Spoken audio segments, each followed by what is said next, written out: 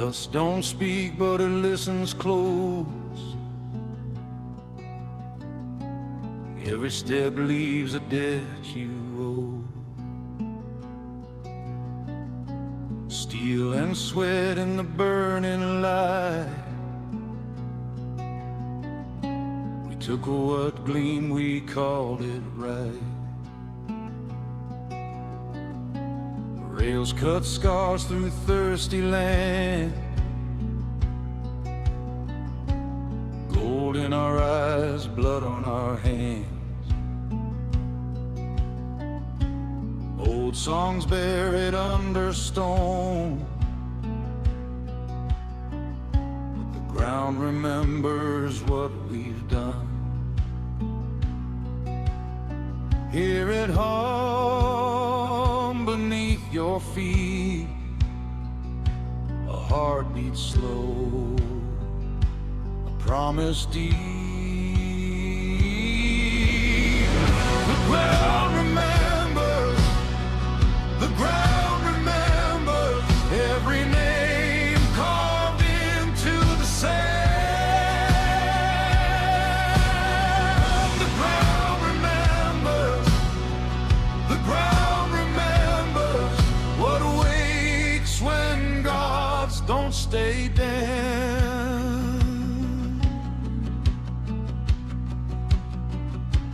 Town lights flicker, engines cry. Faith so cheap, truth walks by.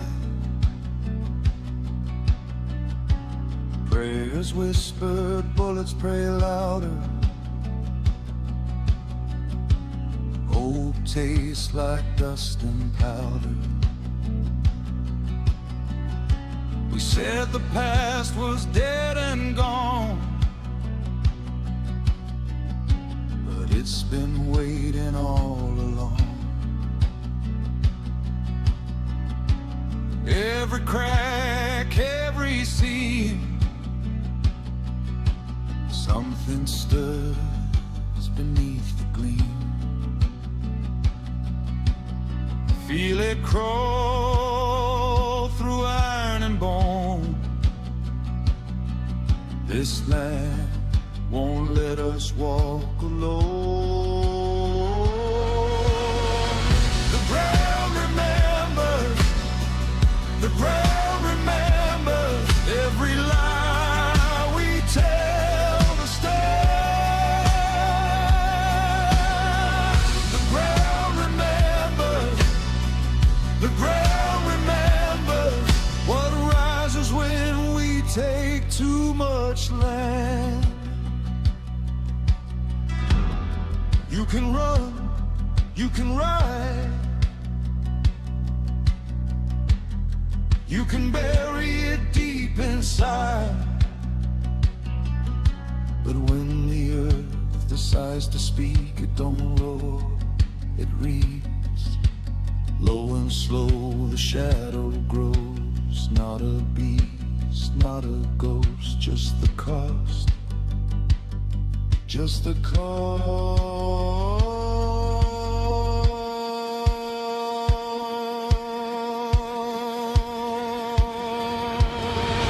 The ground remembers, the ground remembers every crown built down to man.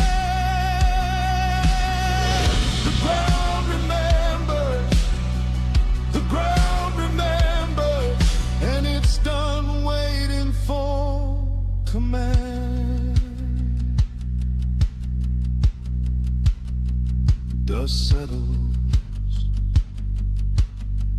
but stone keeps score.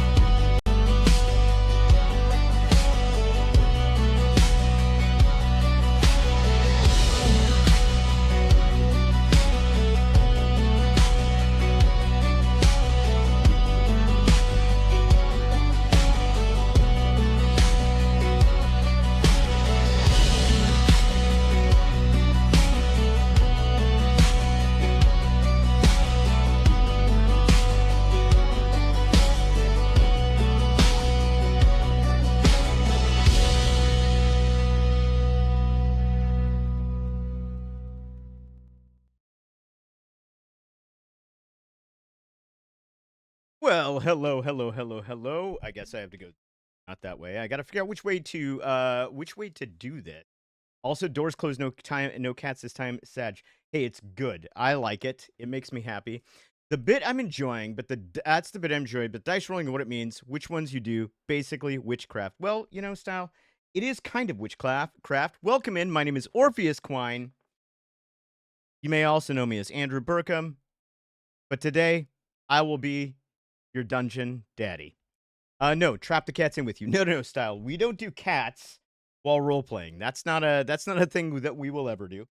We have to be focused. We have to be concentrated. If it's what the people want, Ateratex. I wonder if there's going to be a new record set for how quickly a character dies in this campaign. If the cats show up in the room, that would be terrible. That would be a horrible thing. I would hate that. Welcome in, guys. Welcome in, everybody. Welcome in. Let's get the cast in here. Sorry, I've got. There's a lot going. There's a lot going on. Let's get some people. Hello, everyone. Let's see. As you may notice, we've got. Oh, I see. One of our players. Let's go. One of our players. Oh, I'm here. Good Lord. I'm gonna run away. I promise. Jeez, remember when I said you weren't too loud? I take back everything that I've ever said. Good. So loud. Turn Rob down a lot. Okay. See. I don't know what you're talking about. Gosh, you're so loud. You're peaking the mic so hard right now. It's absolutely I'm not insane. even that close. Here. Maybe you should just get up really close and make it an ASMR stream. Hang on, how about this? Okay. Is this what you want? Send the other category. It's what I want. Does that count? Style. Here's the thing. Okay, I'm gonna crank myself up just a little bit. Oh, you know what? I'll bet I've got a filter on here. Sorry, guys. We're still working out some. There we go. That's the old noise gate. Okay, we're still working out some bugs in the thing, but it's okay. This is episode 2. Welcome to episode 2. Oh, we should have some background music. Speaking of which, let's get some background music going here. Wow, that came in hot. Yes, it did. Let's see. Let's turn that down just a bit.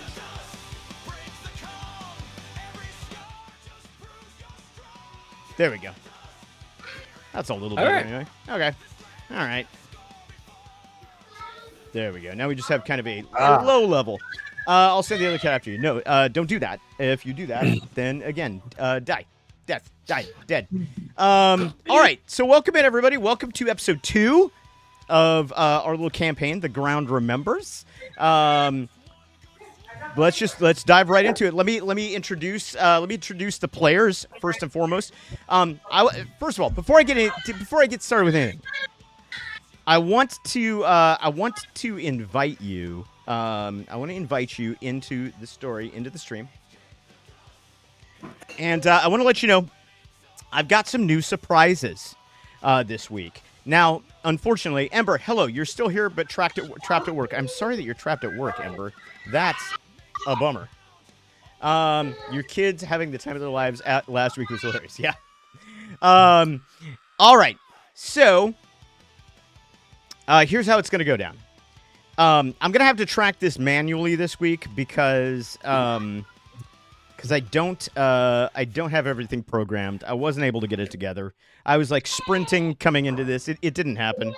So it was a bit of a nightmare, but here's what's going to happen. All right. So, as you can see, we have our players here. Now, I'm going to introduce them in just a second. But I want to tell you that you have the opportunity not only to, as you know, we do have the Table of Terror.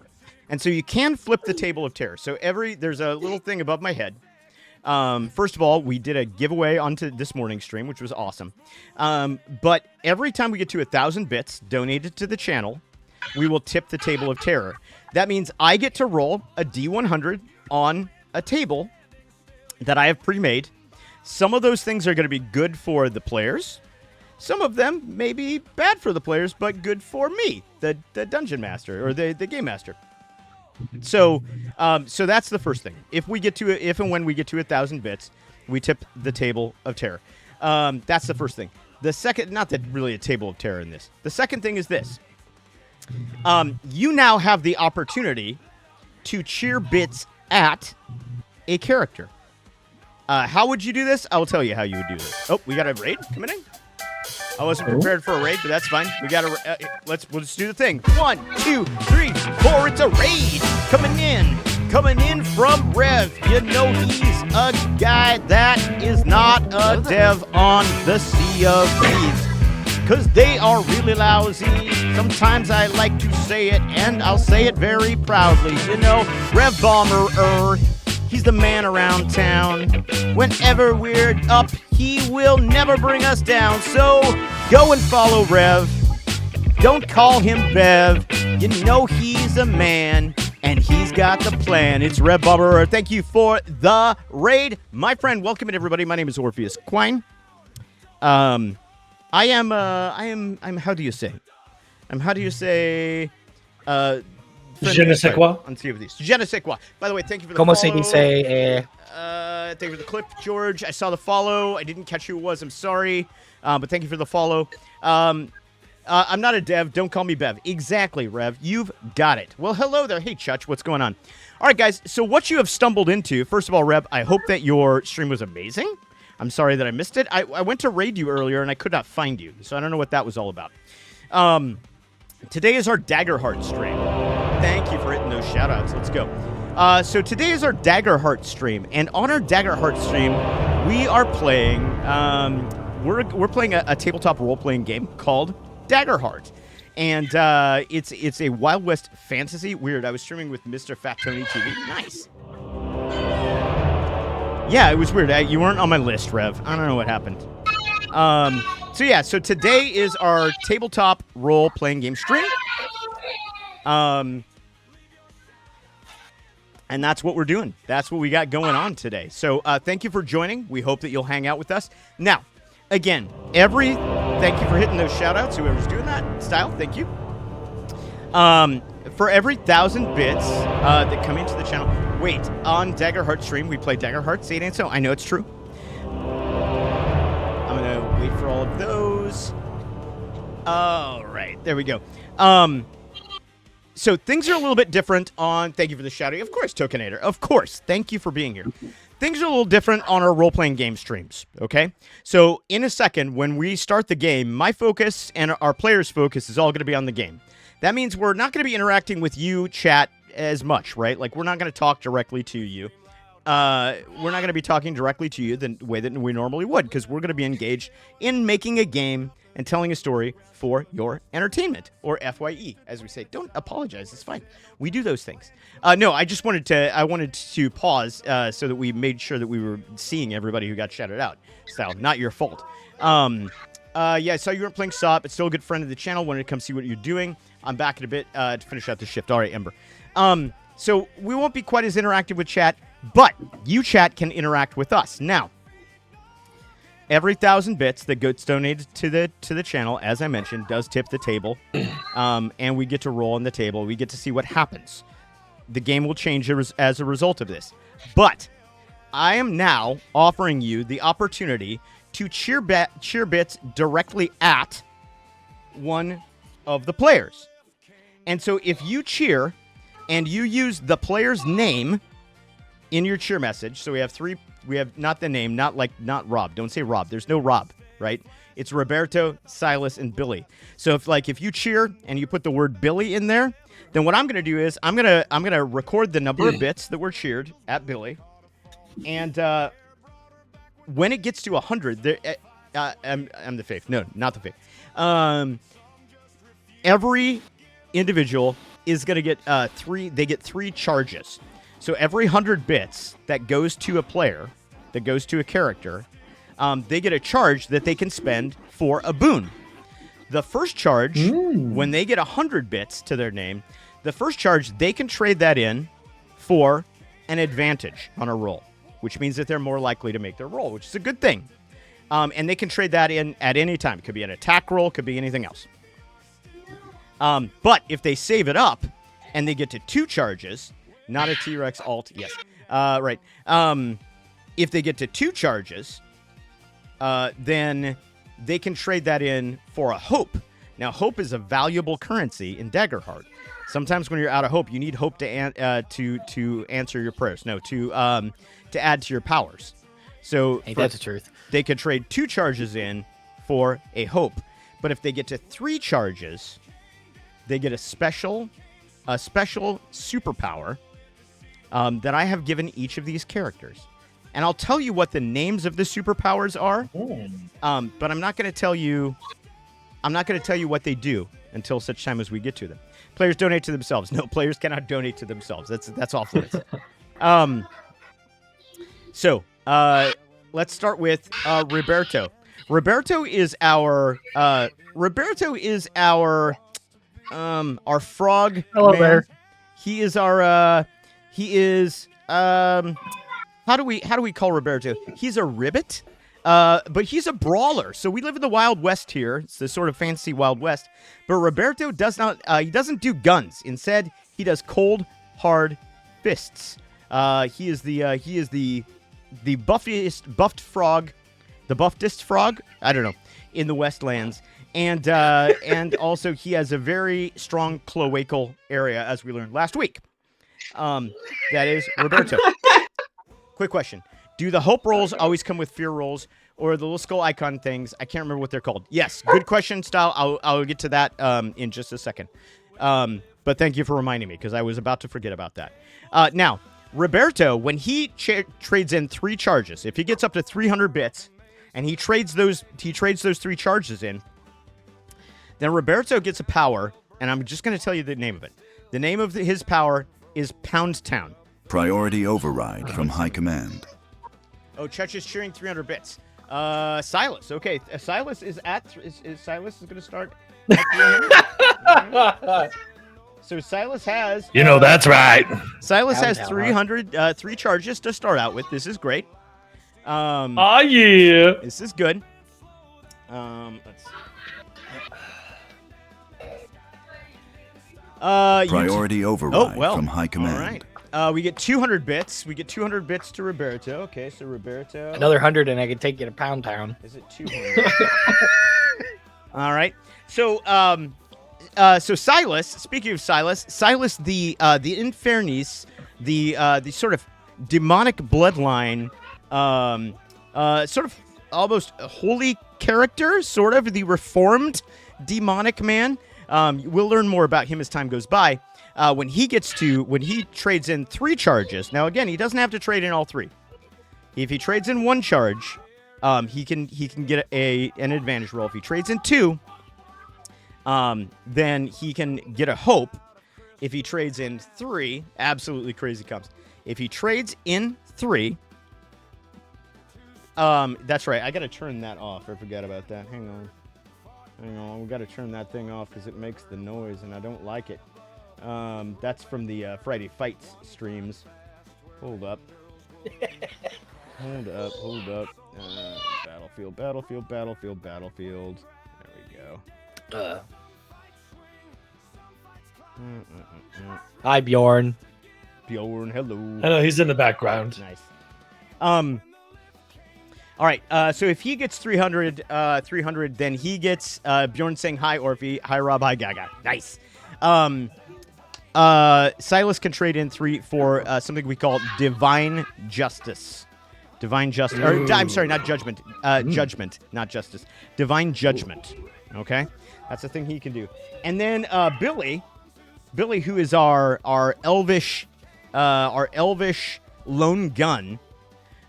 He can trade in 1 charge for an advantage roll, 2 charges for a hope, and 3 charges for a power that we call sharpest shooter. Sharpest shooter. So those are the three powers that we have. So now, Style asked about the fear tokens. Right next to me, you'll notice. Nope, that side. Right next to me, you will notice that there are 11 skulls. Okay.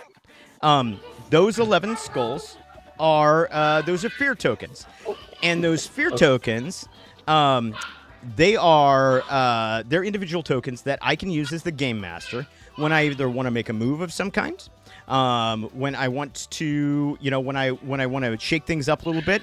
Sometimes I have to use them to power up the adversaries in combat. So there's a lot of different things I could use those for. The players When he wants to be the dungeon daddy. Exactly. Yes, those are when I want to be the dungeon daddy. Yeah. I trade those in. When the players have a currency, it's called hope, and they can have up to 6 hope, and they can trade their hope in also to power up some of their special powers. So, all right, good. So, that's kind of where we're at. So let's go through and just remind ourselves of kind of where we were last week, where we stopped. When we started, our 3 characters they had been traveling together for some time. They were camped out in the desert of the Drylands. The Drylands now is, again, a fantastic Western setting. There is magic and elves and orcs and dwarves and things like that, alongside horses and, steam ships and trains and all kinds of the normal things that you would normally find. So they found themselves camped out in the desert, but they were attacked by 3 very, very large wolves. And so those 3 wolves beset them. They came upon them. They attacked them, and they did some cloacal damage to Roberto before the Silas was able to unleash holy hell upon them with his divine shotgun. Roberto did manage to do some punching. There was punching that happened. One wolf was punched nearly to death, and then Billy pulled a high noon action and managed to fire 3 rapid shots that dispatched all the wolves. So everything was fine. As they started to break the wolves down for both their pelts as well as their... Oh, what do we have? What do we got? Did we just get to 1,000? Did we just get to 1,000? Hold on. Oh, we got... We're past 1,000. Yeah. Should be. 600 bits. Okay, we got 600 bits, and we got Billy. Okay, so Billy is at... Billy's at 300 as well. All right. So we have Billy at 300. We've got... Oh, and by the way, all bits go to me as well. Yeah. All bits go to me, and of course the terror table. To which point, let me find that table real fast because I wasn't expecting 2, it to get. And Michael got 3. You have 2. Michael's got 3. I'm sorry, no. Roberto has 2. Silas has 3. Billy has 3. Correct. I don't know who this Michael is that you're talking about. Okay. Oh, yeah. What? Sorry. Okay, let's see. Let me see if I can find my table real fast. Sorry. Like I said, I was not expecting it to get tipped quite this quickly. Let's see. Someone tip 100 more so I can take someone to Pound Town. Tip the table. Where is my table? Where did you go, table? I thought Billy would have 6. He maxes out at 300 style. So they can only carry 3 charges. So what I'll do is I will since I didn't explain that to you and I don't have the mechanism, I'll go ahead and give him the 2. But they do max at 300. You cannot overcharge them.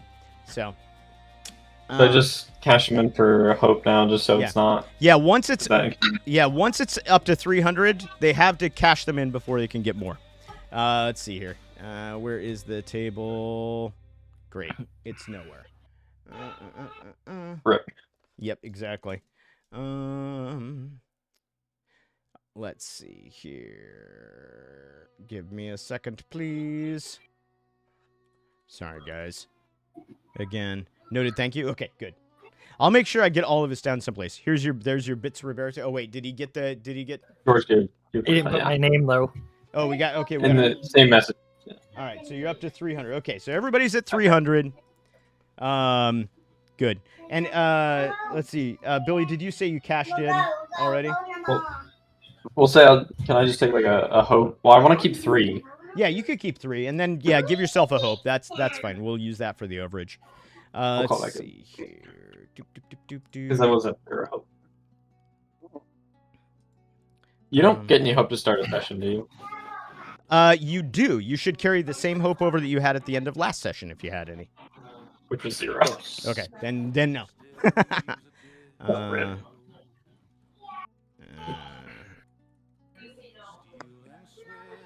Okay. You need to put the name when you do the bits. Yes, George, please put the name in when you do the bits so that I know who it was. I was mid-sending them when he said that. Okay. Table is coming up. Give us just a second. In the meantime, I will explain kind of where we were at. So at the end of the last session, we were in a place where the gentleman had come to the town of Style Mesa. Now, Style Mesa is built on top of a large tabletop mountain, hence the mesa. And there are 2 large cargo elevators, magical cargo elevators, that go up and down. There's a river that runs in front of the mesa and a train track that runs in front of the mesa. Just as they were getting there, a strange, mysterious all black train was leaving the station. I was mid-sending when you said that. Sorry, my bad. At that moment,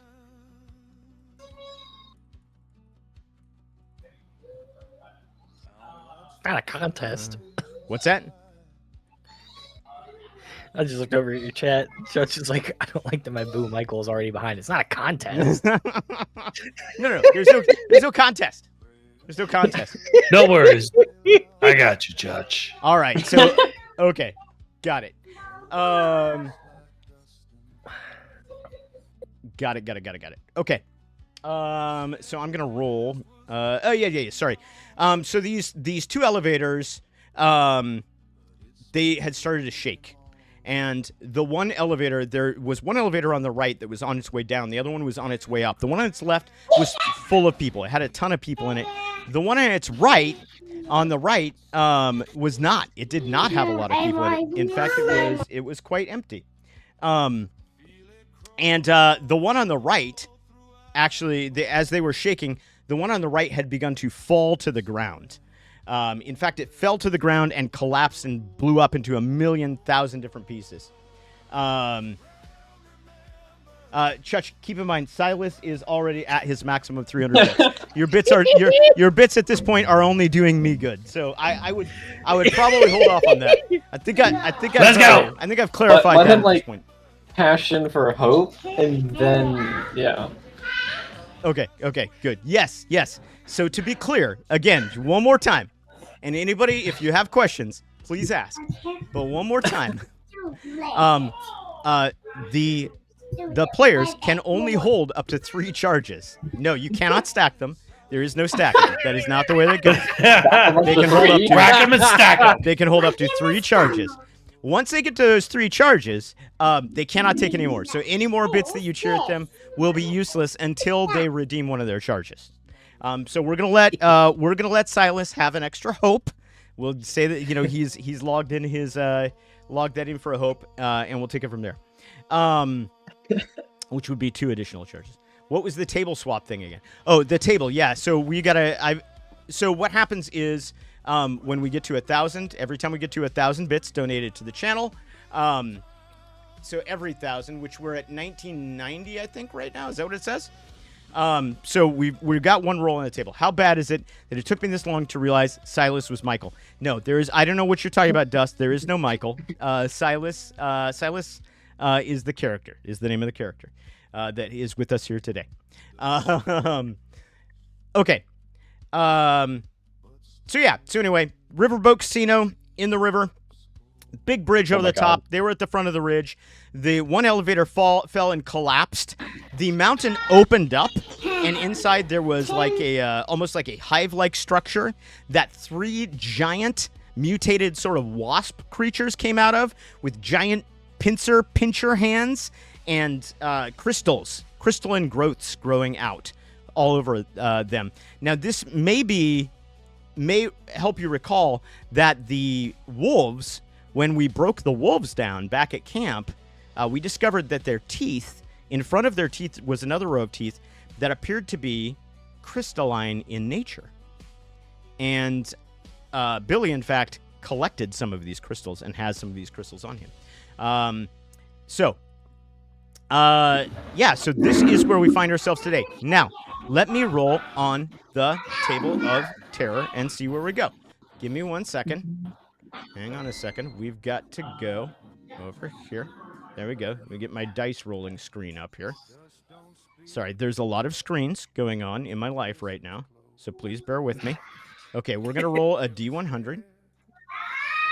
Nope. Oh, Somebody is very unhappy in the background right now. Okay, that is a 58. Now, Oh, that's kind of high. let's see, 58.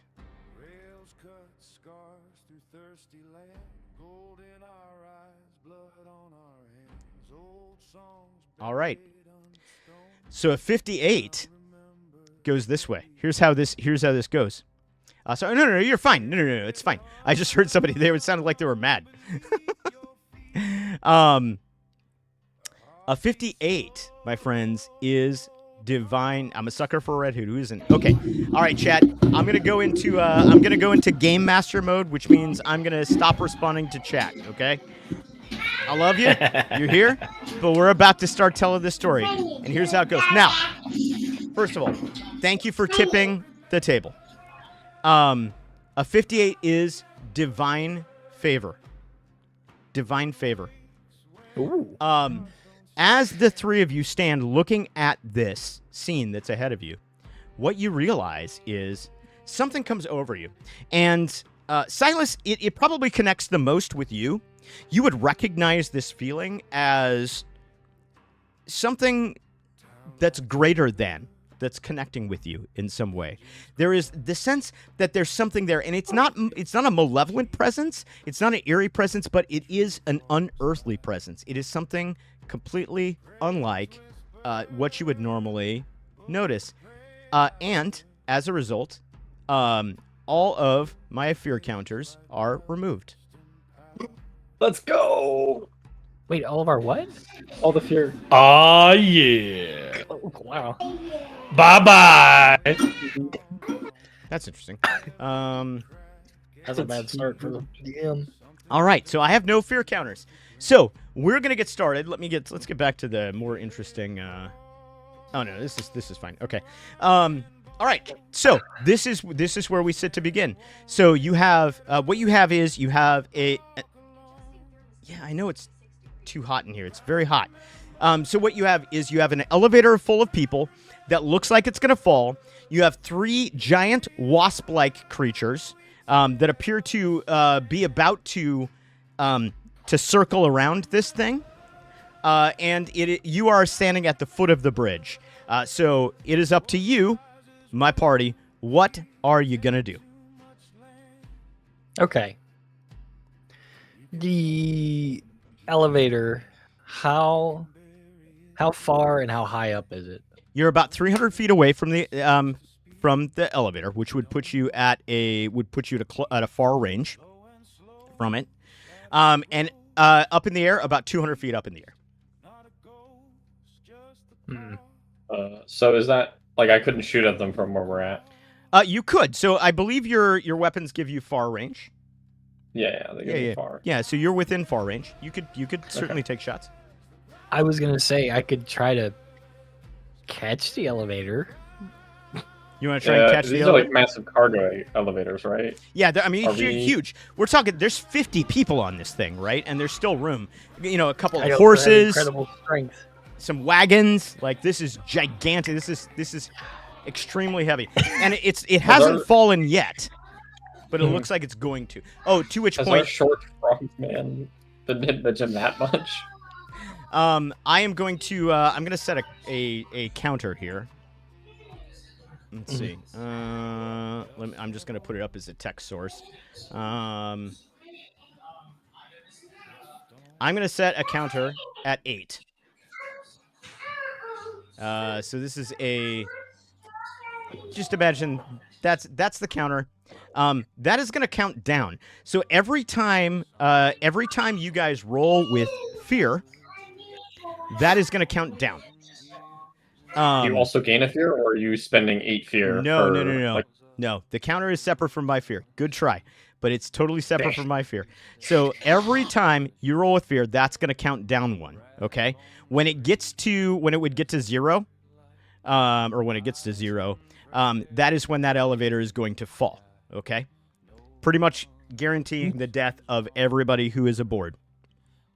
However, every time you guys roll with hope, it will stay where it's at. So as long as you continue to roll with hope, it's going to stay where it's at. Now, if you roll a 7, yes.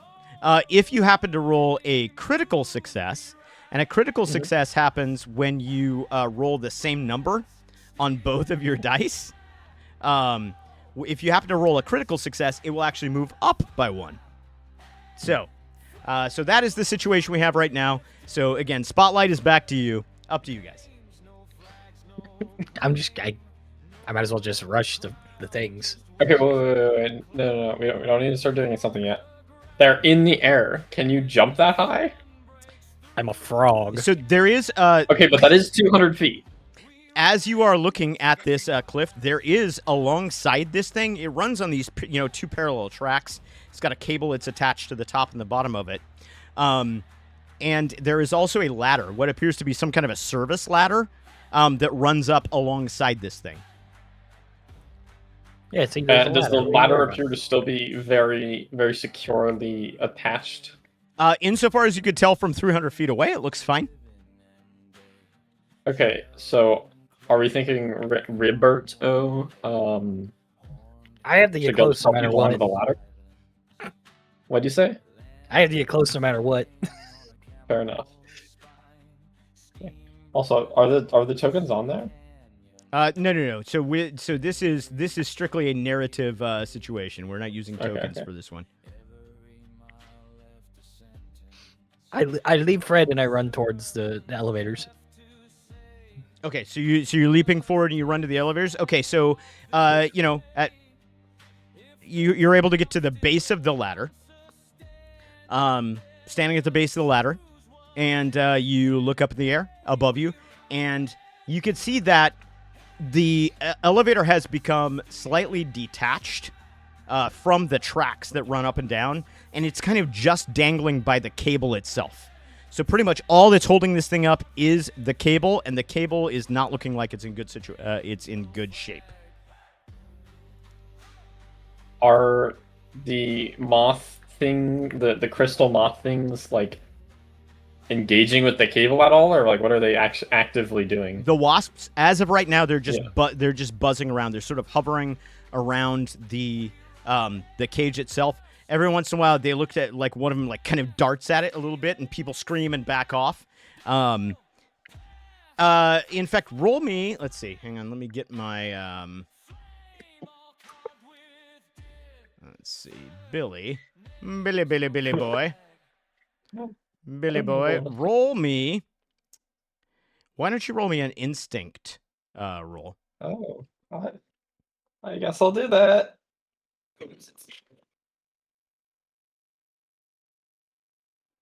I have a +1. Let's go. 9 hope, 8 fear for an 18. Okay, they have a +1. So that's an 18 with hope. Okay, with hope. So you can go ahead and take a hope. You are looking at these things, and as you look at them, you have the practiced eye of a hunter. You spend a lot of time observing animals out in the wastelands, and you can tell when a creature is interested in something specific. These are not mindlessly just attacking whatever this is. There's something on that elevator that has caught their attention, and they want it. Okay. So I feel like all we need to do I think Roberto is already like starting to get ready to lead the evacuation. We just let everyone leave, and they can have whatever they want with the elevator. Everyone okay with that? Like, I don't know what else I can do. Well, Should I am not right be here. watching? Caster, you've already played through this part. Everybody say hi spoilers. to my friend Caster. Hello. I actually wrote this. I wrote this module for his birthday. Nice. But he's already been. You're well beyond this, so don't worry about it. You could totally watch it.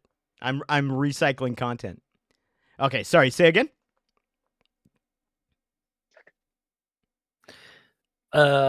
He wanted to know if Can I we should not just try- start shooting them?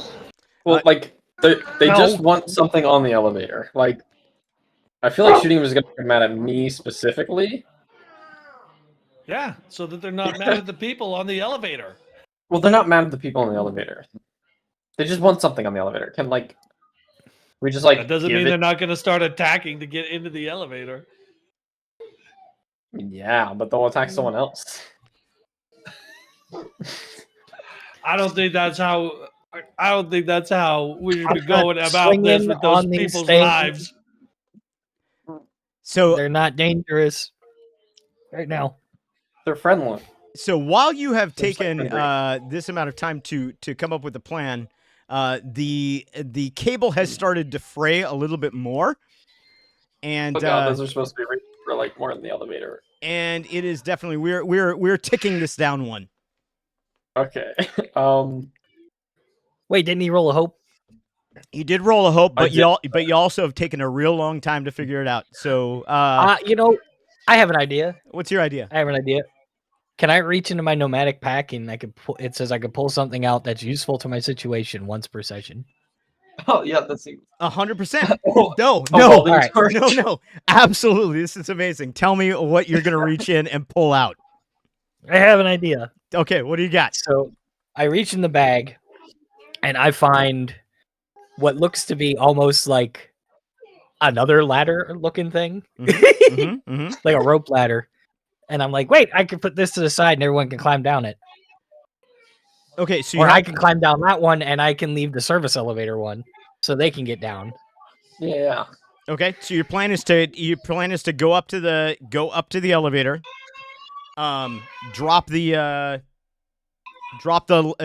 attach the ladder to the elevator and let them come down. Correct. Okay, perfect. That'll also cost me a hope because it says it costs a hope in once per session. All right, so- go ahead and spend a hope. All right. Ladder. All right, perfect. Yeah, you reach in, you pull out a ladder. I'm assuming you're climbing up to the elevator. Yes. Correct. All right. Yeah, you're able to get up there. You're able to get the ladder out. However, the wasps, as you get up there, the wasps take notice of you. And they're really kind of in between where you're at and where you want to put that ladder. So what I'm going to ask you to do is, because this is going to be a little tentative, I'm going to ask you to make a finesse roll. So what does this look like, right? You're on the ladder, right? There's some space, and then you've got the platform that's there. How exactly do you intend to do this? Describe it to me. I was gonna hang it like off the side of the platform, sort of. Off the side of the elevator platform? Yeah, and just kind of, let it fall down because it's like a rope ladder, Uh-huh. and it just So a rope ladder, maybe 100 feet, right? So if you're going to drop this down 100 feet, they're 200 feet in the air. That's going to leave 100 feet at the bottom.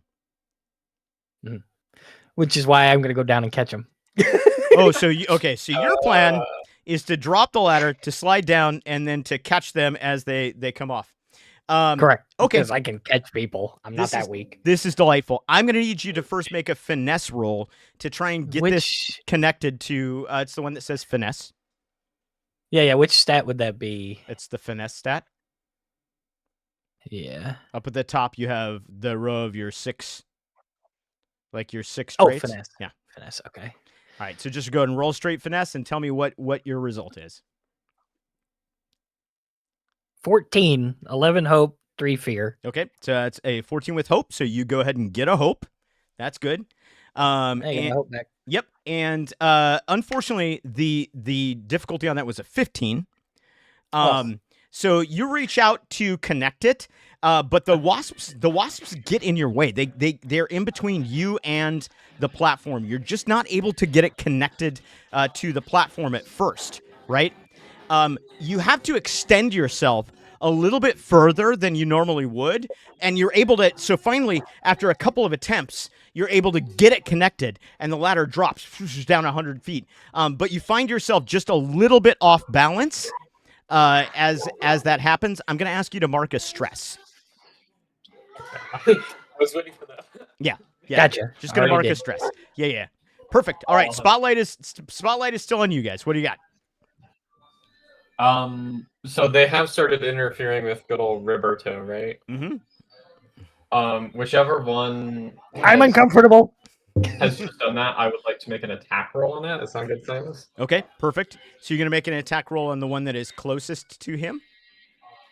Whichever one's like particularly aggressive. Excellent. I love it. Okay. So go ahead and make your attack roll. The difficulty on this is 14. I rolled a damage by accident first. Oh yeah. Don't roll damage. My bad. I was like, why is that so low? Yeah. You have to hit first. Oh, okay. Hope 10, fear 7, 19 is a +2. And Do I have to use the damage roll I just rolled by accident? No. Roll a separate damage roll. Good, because that one was a 2. Yeah. Okay, damage roll.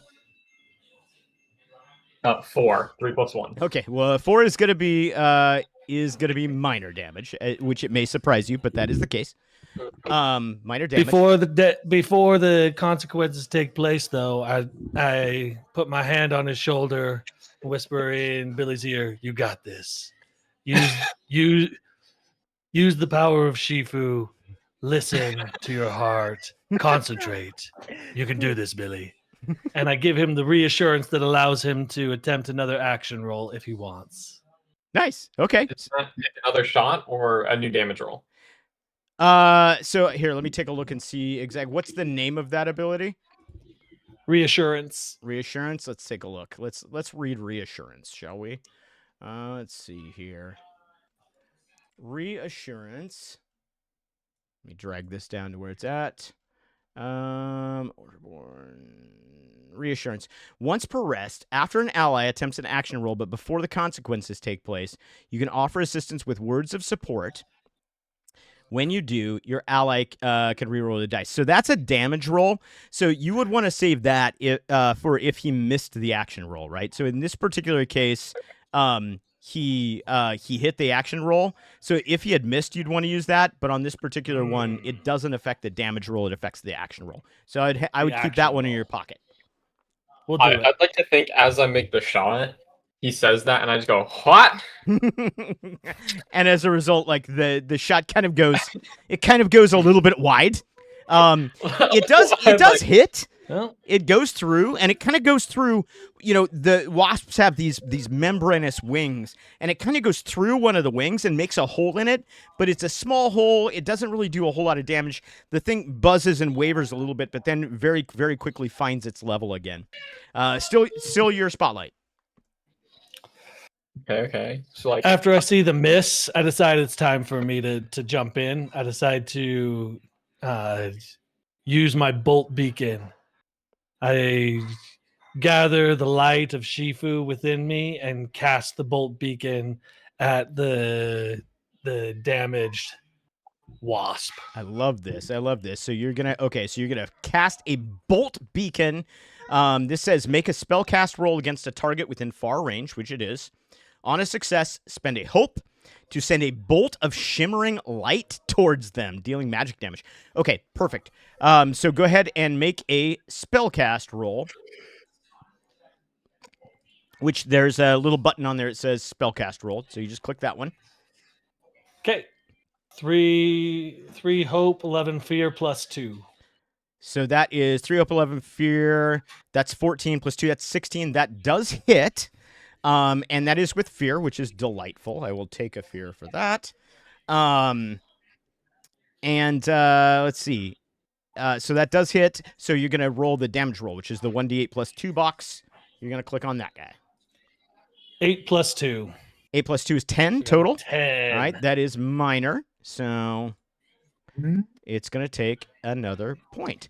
All right, perfect. And the target temporarily becomes vulnerable. Oh, it is glowing brightly. vulnerable. Delightful. Delightful. Okay, hang on. Vulnerable. Perfect. Okay, I have marked And it as glows such. brightly.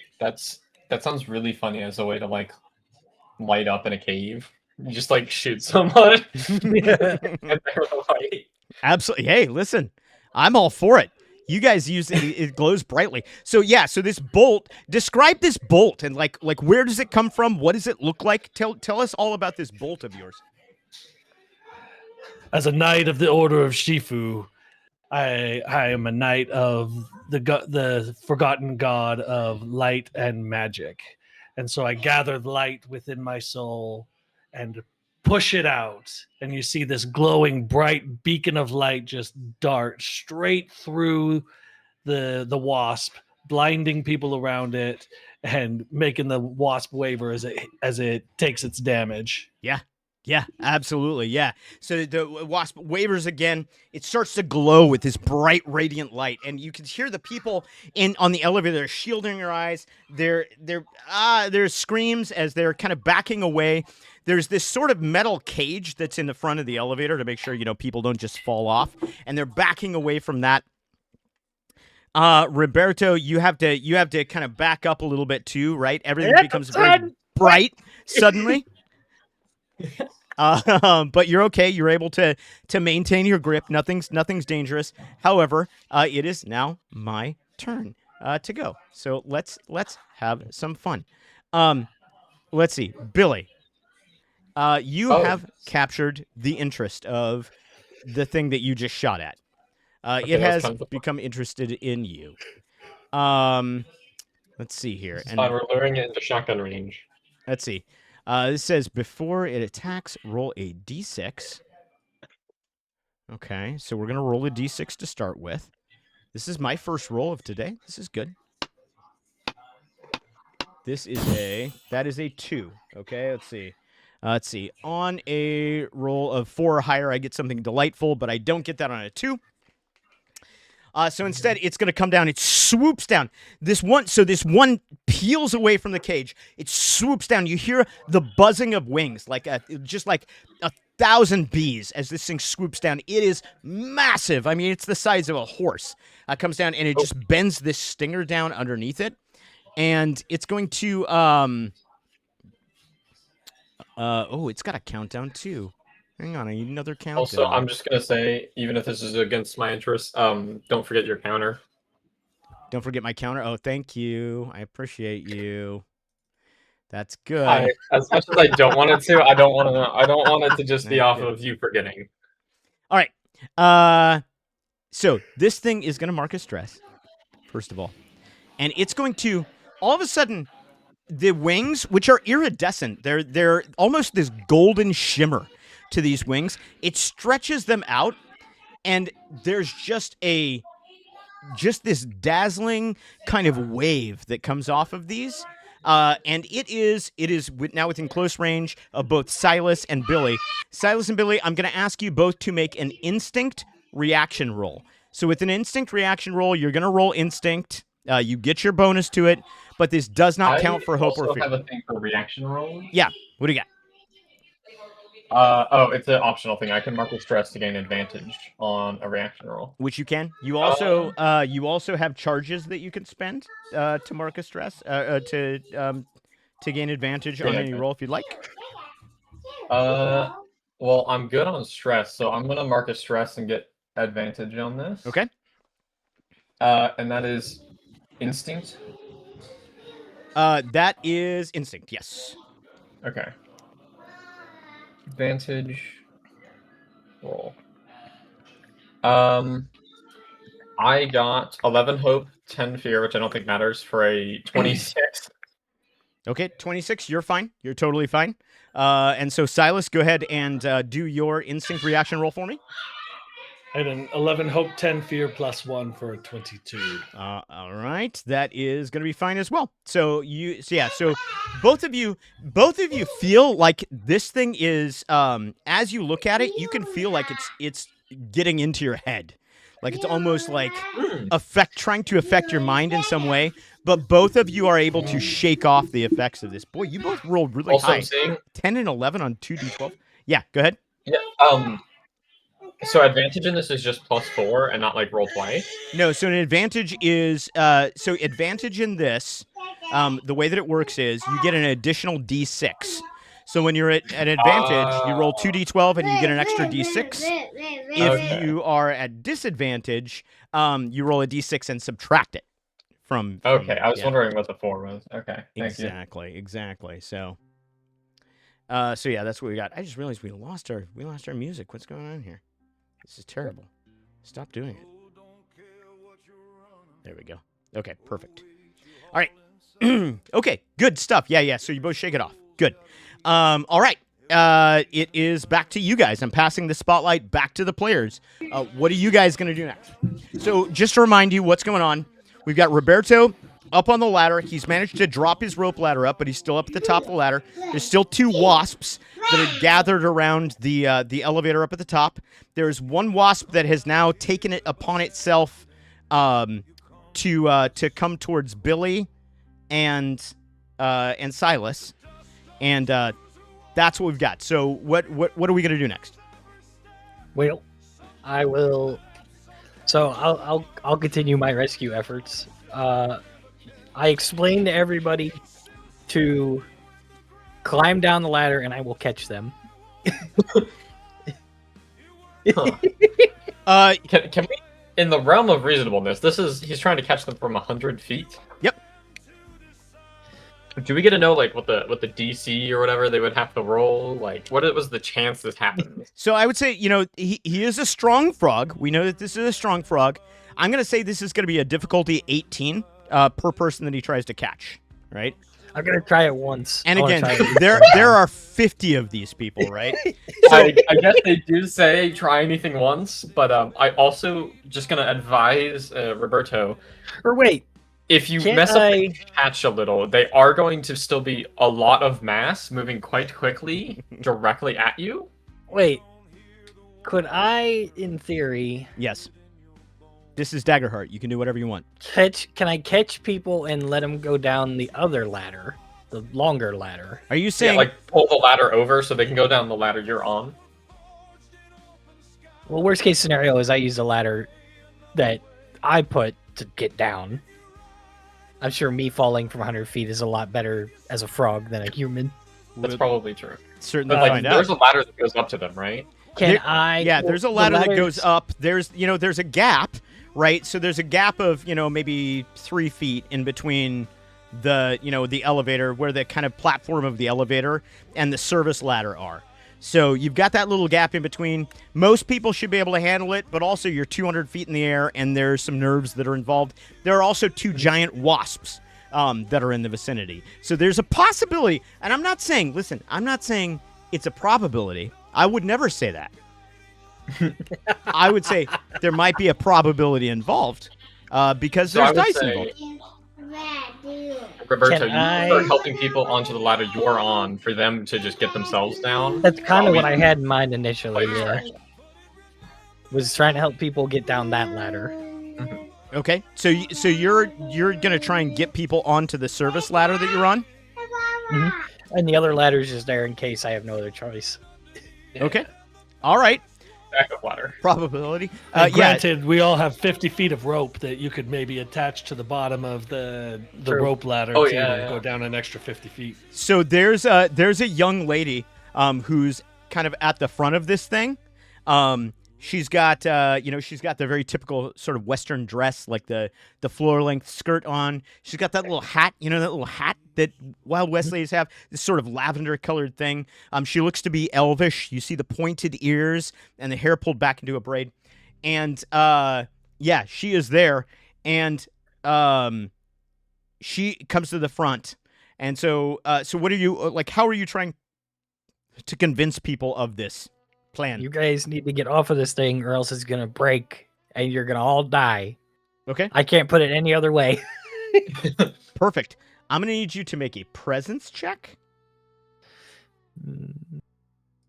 Presence. Okay. That's a +1. Okay. Very trusting frog dude. 3 hope, 10 fear, +1 equals 14. Okay, so that was with fear. It's a 14. Okay. So yeah, I'm gonna say that's a success. Sorry, I should have given you a difficulty at the front. I was gonna say 12. That's okay. So yeah, so that is a success. It is with fear, however. And so a lot of the people are like, hey, we're not gonna. Are you out of your mind? Like, we're gonna stay here safely in the cage. But there is the one lady who's in the front. She's this elvish, looks like very kind of sort of a fancy person, and she steps forward, and they've managed to she manages to open the screen just a little bit. She steps towards you, and she reaches out her hand towards you as if to grab you. Now you did roll with fear, which means we're gonna tick this down again, and it's also my move. We're at a 5 now, by the way. It is my move. The first thing we're going to do is the wasp that has taken an interest in Billy and Silas seems to have taken a special interest in Billy Oh. for some reason. Seems to have taken a very special interest in Billy. Very is not the word. Yeah. So it's gonna do a sting on Billy.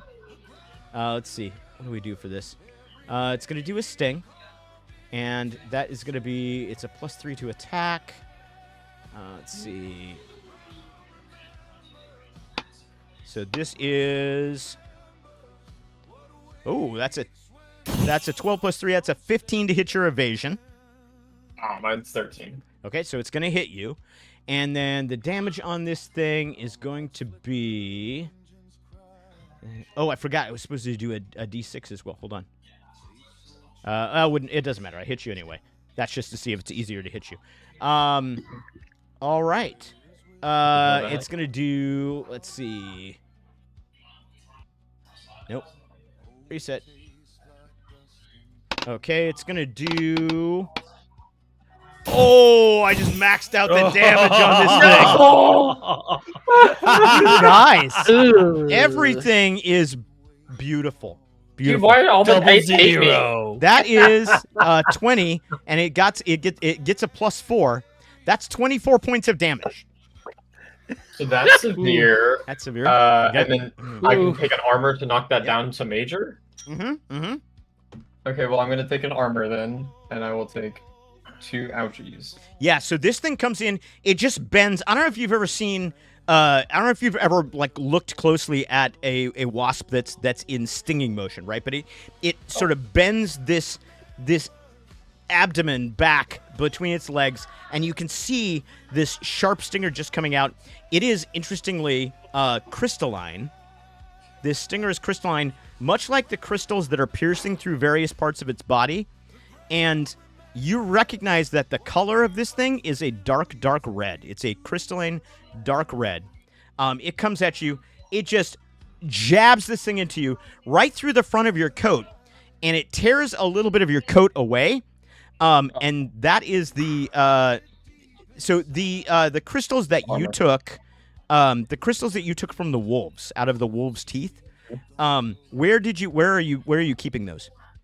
Do I have a bag? I'd probably keep them in a bag. Yeah, you would have a saddlebag kind of thing, right?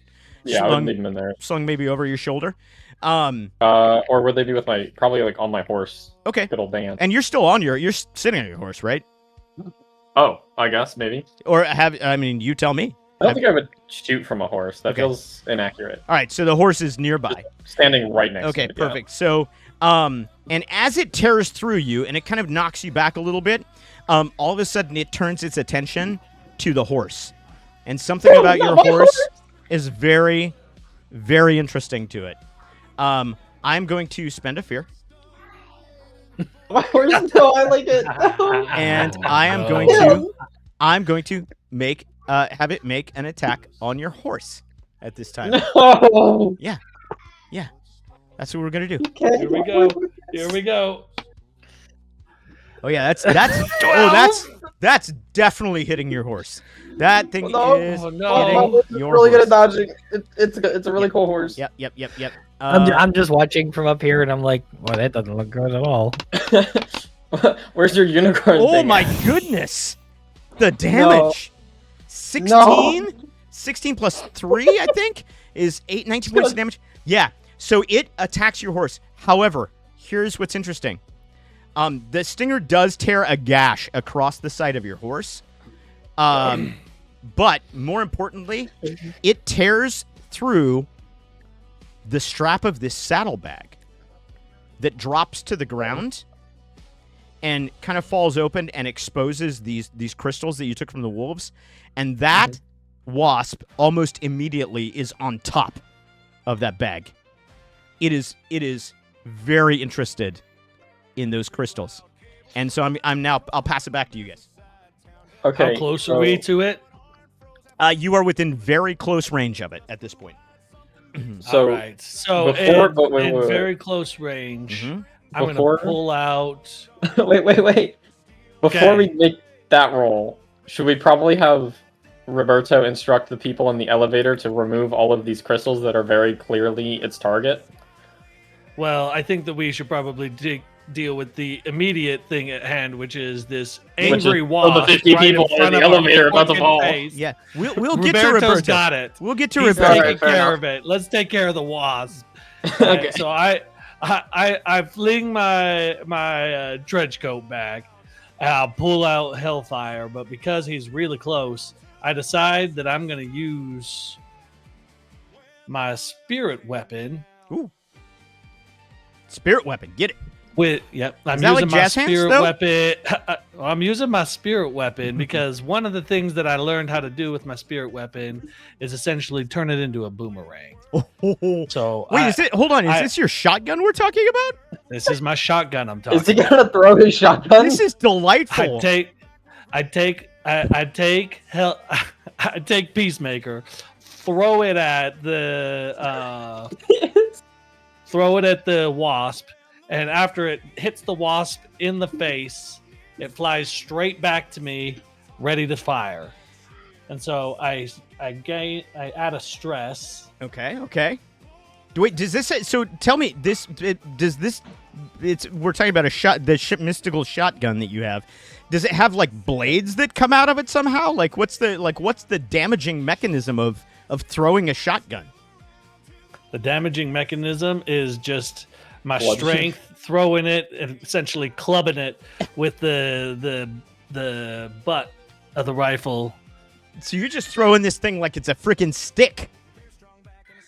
Yep. I love this. This is wonderful. Okay, Violence is perfect. action. Okay, so yeah, do your thing. Tell me how this goes down. So I throw it, hit it in the face. The Peacemaker comes straight back to me, and I'm ready. I'm ready to fire. It comes right back to me in my arms, ready to fire and take its head off with the Hellfire ammo that it spits. Excellent. Now, in order to hit it in the first place, right? There's got to be a roll to hit it with this thing. Where is this feature on your sheet that you're using? Help me out. Divine Spirit wielder, weapon. I see it. Let's see. Once per long rest. No. Can fly from your hand to attack an adversary and return to you.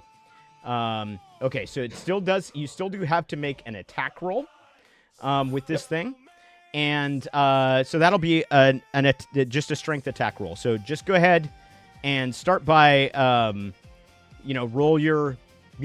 like your regular shotgun attack roll. So that thing that says +2 strength, click on that guy. Yep. So I roll with hope. Mhm. 10 hope, 4 fear, +2 for a 16. Excellent. 16 is definitely going to hit this thing. And so then roll that damage, that 1d6 +2.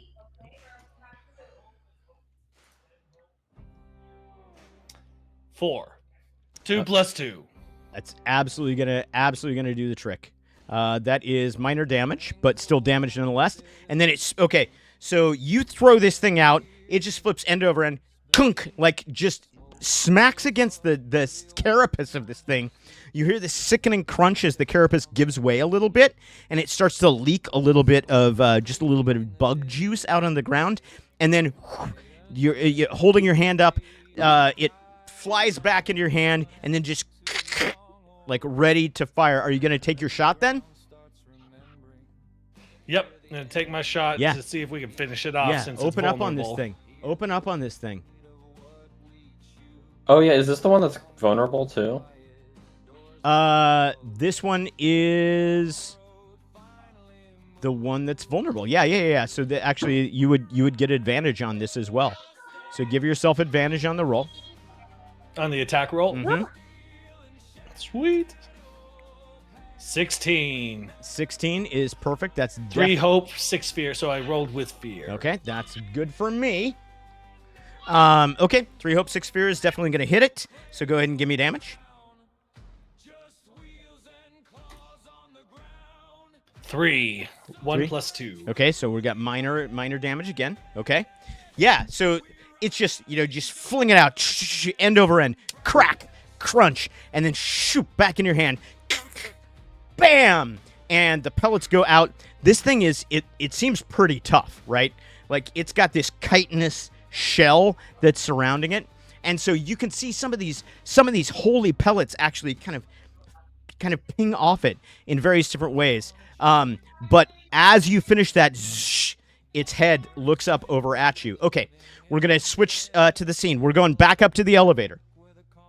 There are 2 wasps that are on the elevator. One of them continues to try and ping against. Oh, by the way, we should bring this down to a 4. Okay. One of them continues to try and get at something that's in that cage. The other one turns around and looks as this Roberto, as this lady, this very fancy lady, is holding out her hand to you. This thing realizes that you are there, kind of for the first time. It's paying attention to you, and it's gonna make an attack on you. Is what it's gonna do. So we're gonna roll. Let's see. First we roll a d6. And on a 4 or higher, I get something delightful, but I do not on a 1. So we will just roll to hit. Let's see. This is gonna be. Oh, and it just sneaks over to the 14. That Are is you a kidding 14 and plus 2, so that's a 16. Does that hit your? Does that hit your evasion? Oh yeah, Excellent. I love this. This is great. I have an 11. Okay. Sorry, this one is not quite as tough. It does 2d6. Let's see. So this one is only going to do 11 points of damage to you. Yeah, that would be slightly over minor. That would be major. Okay. Right? So you can take 2 or you can mark an armor slot and only take 1. I'll mark an armor. That's fine. Okay. Perfect. All right. Very good. Very good. All right. It's going to be back to you.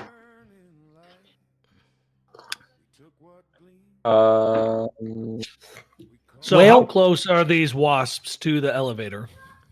The wasps are very close. They're right on top of it. And how far away are Billy and I?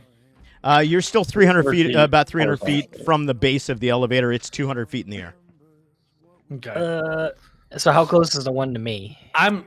The one that's thinking to you is Go very close, right? It's pretty up in your face.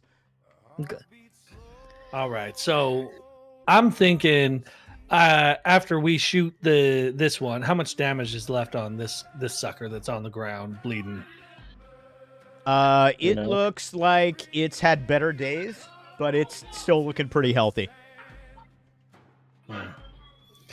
Billy, do I leave you to go help Roberto with the 2 and get the guys, or do you need me to stick around?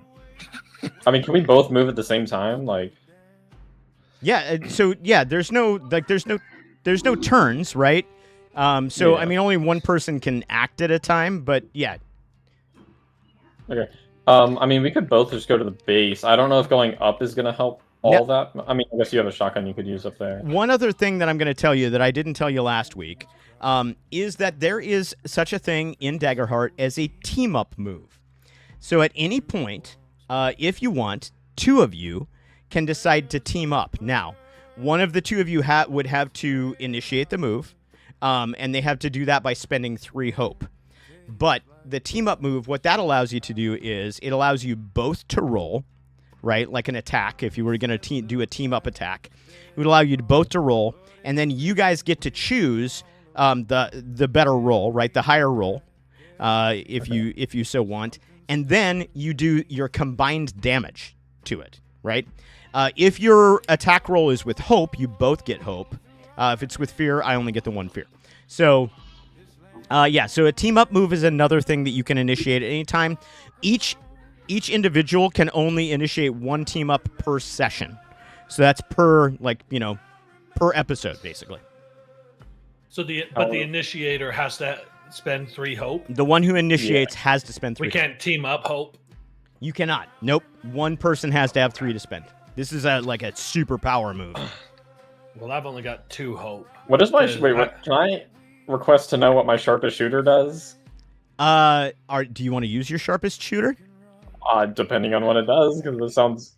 He told us he's not telling us what it is. He said that from the get-go. Nope. You'll find out what it is when you use it.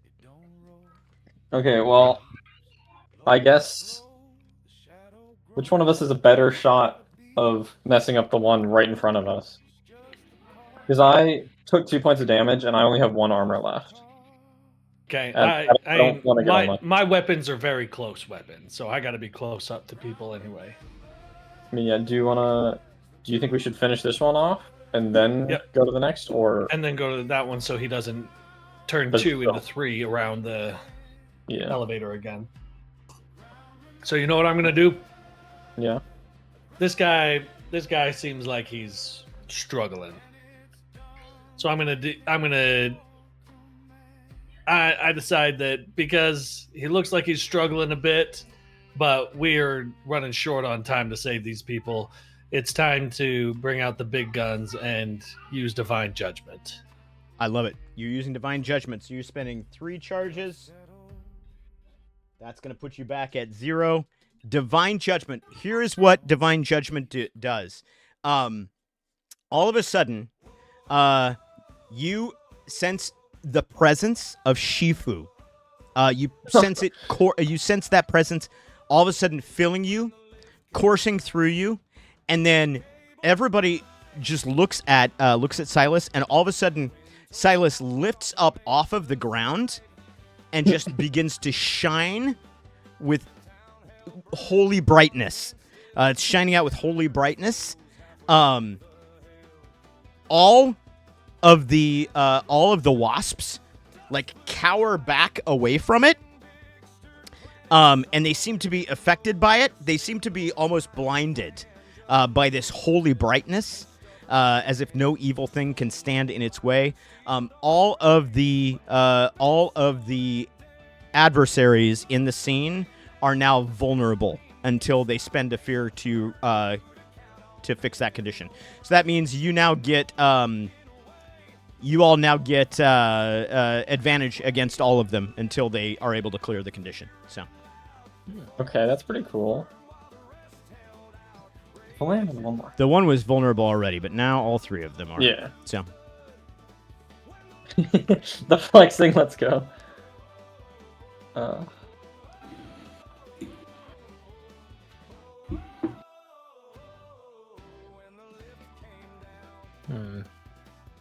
Well, So is it still our go? yeah. It's still you. can I? Oh.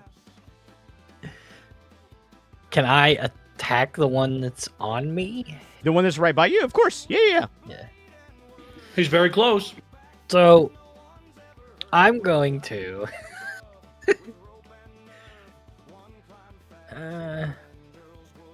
Okay, it'll cause me a stress, but whatever. Okay, what do you got? I'm just gonna swing at it. Okay. Just regular old swing. Which one? Is it? It's the +1 on my unarmed, right? Did I click? Yeah. To Unarmed attack. attack roll. Yeah, Yep. yeah. Yep.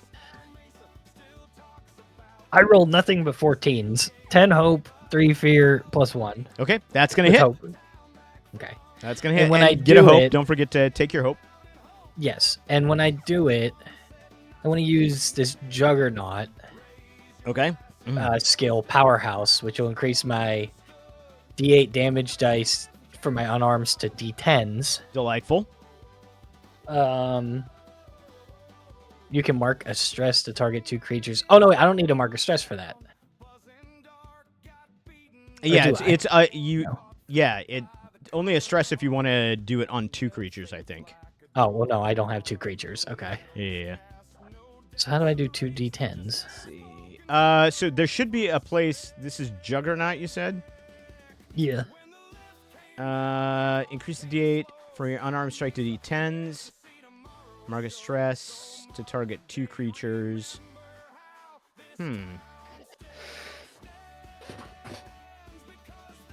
Does it? It may just automatically do it. Hang on. Oh yeah. No. That's just an automatic thing. If you look at your by unarmed strike, it already says 1d10 plus 1d6. So Oh, yeah. okay. It's already that's already calculated. I'm in the dumb. roll. Yeah. I'm dumb. All right, here we go. A 13. Boy, that was useless. A 13 Yeah. is the damage. Yeah. Yeah. That's good. No. That's good. So let's see. 13 is it's major. So that's good. Oh. Yeah. So okay, so how does this look? Like what do you like how do you pull this off? So as it went to sting me, I like to think I grabbed it. And when I grabbed it, I just essentially just punch it. You just punch this thing, you just clock the wasp. Yeah, just Like- straight up clock it. Like the right in face. the old wasp, Yeah. the old wasp face. Yeah. It's got, they've got these big eyes, these sort of compound eyes on the side, and you Yeah, just like, essentially. so you're holding onto the ladder with the one hand, and with the other one you just Yeah. club it. Right. Yeah, that's great. Yeah, To so get it away from me. yeah, the wasp comes here, you're like and you just smack it, and it just like falls like several like a couple of stories, and then like Right. comes back up. Doesn't look happy. Right between the old bug eyes. That's right. But you did roll with hope, as I recall. Yeah. Which means it's still to you. Remind you this young lady is still sort of perched out on the platform out there, waiting for you to assist her. I know. Can I try to bring her down now? Yeah, you Like want I knock her away? You want to reach out to her and try and have her like reach your hand and grab her? Yeah, sort of like put her on my back, essentially. Yeah, of course. That is, I'm going to ask you to make a finesse roll. Now, because you do have this this wasp in your facial region, and because you are hanging onto a ladder with one hand and trying to do it with another one, it's not going to be the easiest thing you've ever had to do. This is going to be you're gonna make a finesse roll, and the difficulty on this is going to be 14. With my luck, I'm gonna make it. You'd be rolling those 14. Here we go. 16. 7 hope, Let's try- 9 fear. 7 hope, 9 fear. Okay, so we're doing this with fear. That's delightful. What's Yeah. that? Yeah. So you reach out and you grab her hand, like she reaches out and grabs your hand, and you're able to start to bring her down. But as you start to go to like put her on your back, the wasp buzzes back up again, and because you roll with That's not fear, the complication is you're not able to get her on her back. She slips as she goes down, and now she's hanging from your hand. That's like So- hanging her. Yeah. So what's going on is you've got the ladder, right? You're holding the ladder in one hand. In the other hand, she is dangling. Oh, by the way, we're gonna mark this down to a 3. I like to think that I'm making Kermit the Frog like noises too while that's Right. happening. right. Of course. So yeah, you've got ladder in one hand, lady in the other hand. She is starting to slip, and as this happens, splat, exactly. As this happens, that second wasp is going to it's going to try and make another stab on you. So let's see. No. Let's see here. That's going to be. Oh wait, first it's got to do this. Oh, that's a 6. Okay, that means for this roll, your evasion is halved. So yeah. Oh nope, sorry. So your evasion is half of what it normally should be. So the question is, does a 15 beat half your evasion? Yeah. Yeah. Well, that's fair because it is normal. Got it. And this Oh, is the one boy. that does D6s. Oh, okay. This one's nothing. Barely anything at all. That's going to be 6 points of damage to you. So 1. Because that'd be Some minor. damage. Yeah. Yeah. Yeah. So it comes in, it gets that crystalline stinger. By the way, this crystalline stinger, interestingly, whereas the one on the ground was red, this one is green. It's like a bright emerald green color, but like with the darkness that pulses through it. It's gonna get you. It's gonna come down and get you. It hurts, right? It stings as this goes into you, and I'm gonna have to ask you to make a strength reaction roll to maintain your grip on the lady, and the difficulty on this is gonna be 12. Okay, wait. Reaction is I just push it and then Yeah, you what? just roll your strength. It doesn't count for hope or fear. Oh, strength trait roll. Okay. 12. All right, meets it, 10 beats it. plus 1 plus 1. Yeah, meets it, beats it. So yeah, yeah. So you're hanging on for dear life. You've got one hand on the ladder, one hand on the lady. The wasp is still buzzing in your face. The other one's up at the cage. The other one's on the ground, still looking at these crystal things, but very interested now in having been shot. It's back to you guys. Passing the spotlight back to you Is this guys. lady just acting helpless while she is dangling directly next to a ladder? She's kind of. Well, I mean, she's kind of out in space. Like, there's not a whole lot that she can do. Like, Well, I mean, she's- he's hanging from a ladder, and if she's hanging straight down, that means ladder. she's I hanging got her by the leg. off to the side. This is all happening very, very quickly. So, what are you doing? We hear the scream. Does that mean someone needs to go help T-Rex? I think you gotta go help. I don't really know what that would look like, because if you go up the ladder, no one can come down. That's There is like the- we just come back. There is the Unless you secondary ladder that is dangling down from the platform. Oh, that's true. You could go on the secondary ladder. Yeah. that we have Yep. for some reason. I mean, come on, it's 100 feet up. Hey, maybe may work now. Yeah. So I'm gonna run. I hear the scream and decide Rob needs some help. So I'm running to the finally. base of the ladder to climb up and then jump over to the rope ladder You're to gonna get jump up to over the me. elevator. Okay. No. You're all the way up there. You're all the way up there. That rope ladder's dangling 100 feet above the ground. You're 200 feet up. Oh yeah. So your plan is you're going to run up to the run up to the service ladder, climb up to where the rope ladder is, and jump across to the rope ladder. Yep. Yeah. How Yeah. far apart are these ladders? You said it's like 3-4 feet. Yeah. right? Yeah. Like 3-4 feet. Yeah, Yeah. This fine. is not. Okay, Yeah. you could, This is reach not out. like. Yeah. This is not like a dangerous. I mean, it's dangerous. It's 100 feet in the air, but it's not like. It's something Olympian. easily Silas can do. Silas is skilled enough at climbing that he's able to do this. So yeah, you jet up the main service ladder. You reach out, you grab this other ladder that's dangling in there, and you manage to grab it. It swings out a little bit as you do, and then kind of swings back, and you're able to right yourself. So you're now on the rope ladder, running parallel to the other ladder. What are you gonna do?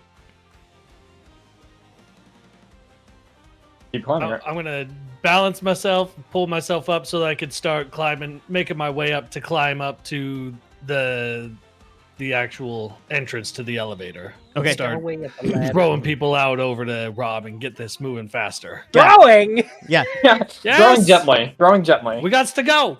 Right. Okay. So you're climbing up to the top. We're gonna Gimli this. So you're up. You're able to get up. You're up at the platform. Roberto is still hanging on. The lady is hanging on as well to him. We're gonna make a roll to see if she is able to get herself planted on the ladder below him. This is gonna be. We're gonna set this at for her. We're gonna set it at a 15. I mean, she's not. She's That's not crazy. like super skilled. Like, let's be honest. She's a civilian. Here we go. I'm glad you said she's a civilian because I was kind of wondering if she was an undercover bug. Okay. Yeah, no way. So that's a 6. So yeah, she's like she tries to get, but she's in she's in like boots, right? And she's got like the full dress thing on. So she's kicking like trying to get her way over there, but she's not quite making it over there, and she doesn't do it. And so I'm gonna spend a fear. Oh god. And as I spend a fear, their earth begins to rumble. The earth begins to shake.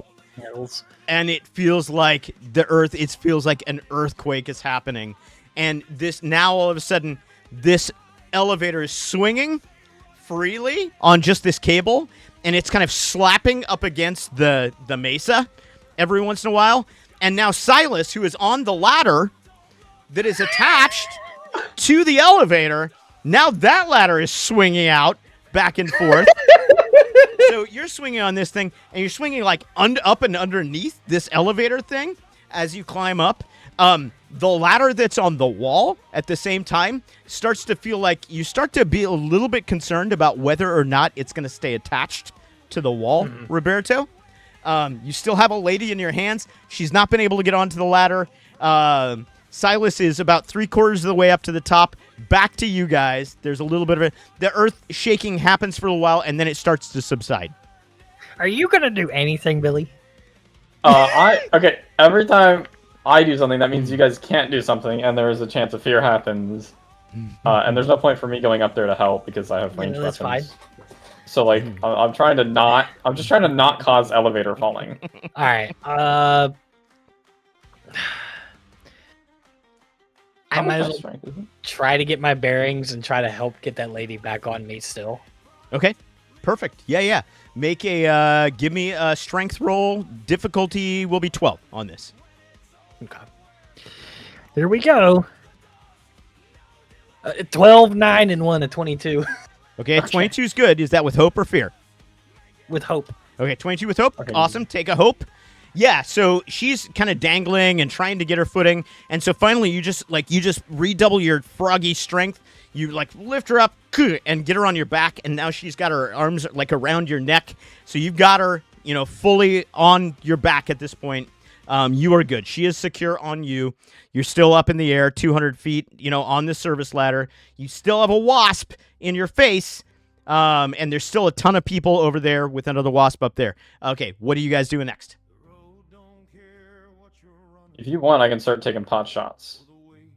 Oh, what a great idea. There is one still Right. on the ground with you, Billy, lest I true. forget. Yeah.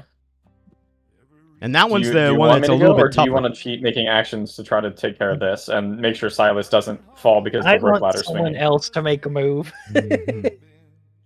Okay, well, Silas, you're still climbing, and I feel like if you, I guess I'll take a shot at the one near me. Yeah, go for it. Okay. Let's go. Remember, advantage. you do have advantage on this because they are still they still have the holy light. They've still been divinely judged. Very, very judged. Okay. They've been found wanting. rolling. Okay. Found wanting. 4 hope, 4 fear, 5 plus 2, so I got a 15. Oh, critical success. Hold on. This is delightful. So a critical success. It Yes. means, for one thing, the counter is going to Counter tick goes up. up by 1. That's good. The counter is God. ticking up. Do I get a hope or not for that? You get 2 hope. Oh no. Oh, let's go. No, I'm sorry. You only get 1. Okay, You only get 1 that's hope. That's for so that. good. Yeah. You only get 1 Wait, hope. now But that I... hold on. You get 1 hope, Okay. You actually get to remove a stress. So if you have a stress, you get to clear that. And it's going to do, so the way this does on a critical roll, your attack is going to do its full damage of the die, right? So this is with your revolver. Yes. So it's going to do 1d8. So you're going to get an 8. Mm-hmm. Actually, is the roll right there? Like, what happens if you click damage? Tell me what result you get. Like, do you want me to do a damage roll? Yeah, just do a damage roll. Let's see what happens. Okay. Roll. I got 7 + 1. Okay, 7 + 1, and then you get the full 8 of your die. So you get that 8 + 8. So it's going to do 16 points of damage. Nice. Is how it's gonna okay. do. And I also wanted to ask, because I have 3 hope now, can I now pop my ult? Absolutely, 100%. Let's go. Okay, then I'll Deadeye. Okay. Which will cost my 3 hope. So the first thing I'm going to do is this going to do additional damage to this one? No. I just gotta make. Okay. I gotta keep. I think I keep the roll and then I do damage separately for the other 2. Okay, perfect. So this one is going to take 16 points of damage, which is going to be severe. Let's go. Yep. Yeah, so you pop a shot off at this thing, and this one, it finds that weak spot. It's like that joint in between the abdomen and the thorax and the abdomen, right? It just finds that little wasp wasted part, and it just goes through, and almost immediately you just see spurts of this blackish ichor that just kind of starts to spurt and jet out, and this thing just reels around, and it like tries to take off, but you can tell that it's having a hard time even getting up off of the ground. Now, proceed. What else do you have? Okay, so I get to make my 2 damage rolls on the other ones. Do they also count as critical success ones? Let's see. Let me read the thing here. I think question. probably they do. Yeah. I think probably they do. Hold on. Let's see. This is called Ranger's Hope. Ranger's Hope. Ranger Hope. Spend 3 open, use 69 attack with open to use that same roll against 2 additional adversaries. Absolutely, it does. Yeah. All right. So... Yeah. So 100%. So yes, these will both be critical hits as well. Okay, so rolling for the next one, which we'll say is the one in Rob's face. Okay. I got a 1 + 1 + 8, so 10. 10, and then did you gave yourself the 8 already? Oh yeah, because the 1 + 1 + 8. Okay, so 10. Yeah. Okay, so that is major on that guy. Nice. Okay. And then for the last one, The last one. rolling. This is the one that hasn't taken any damage yet. Okay, that is a 6 + 1 The 6 + 8. 1 is 7 + 8 is 15, which is going to be severe damage. Let's go. All right. So yeah. So you guys just see Billy, and he just like snaps off a shot at the one that's in front of him, and he just starts to spurt this black fluid, and then he swings around and pops off 2 additional shots behind him. They sail through the air. Roberta, one goes right past your head and just slams into this thing. It kind of gets pushed up against the wall of the mesa, and you also see it start to drip this blackened blood as it comes down. And then the other one, and it slams up against the cage, and it like loses a little bit of it like is losing blood, and it's limping along, still flying. Everything's still flying. The one on the ground not looking very good. Yeah, and it is your guys' turn still. That's how you didn't kill anything. Dang. No, These still guys are alive. a little- Still very alive. Unless we're counting, unless they have armor, that means they have at least 5 hit points. At this point, I think I'm trying to stabilize myself and pull myself all the way up Yeah. to the elevator, so I'm not hanging precariously anymore. That Right. seems reasonable. Yeah. Okay, Okay. So you're pulling yourself up to the top. So you're now standing on the platform of the elevator. So the way that this kind of looks, Silas, so that you know what this looks like is, again, you've got this big square box of an elevator. It's got this metal cage that separates. There's a platform on the front of it that's maybe about 3-4 feet deep. So you're standing on this kind of ledge. There's this platform, and then there's this grate, like this big chain grate that keeps people safely inside. And that has been opened a little bit, just enough to let people through. So you're standing now up against this grate, but there is an opening into the inside of the elevator, and you've got the dangling rope down below you. All right. So to move this thing along, I need to. There's one more wasp that's still in very close range of the elevator, right? Yeah. There's one that's just right. And again, it got slammed up against the cage by Billy's shot, by his Deadeye shot. But it's recovered a little bit. Of the three, it's definitely looking the best.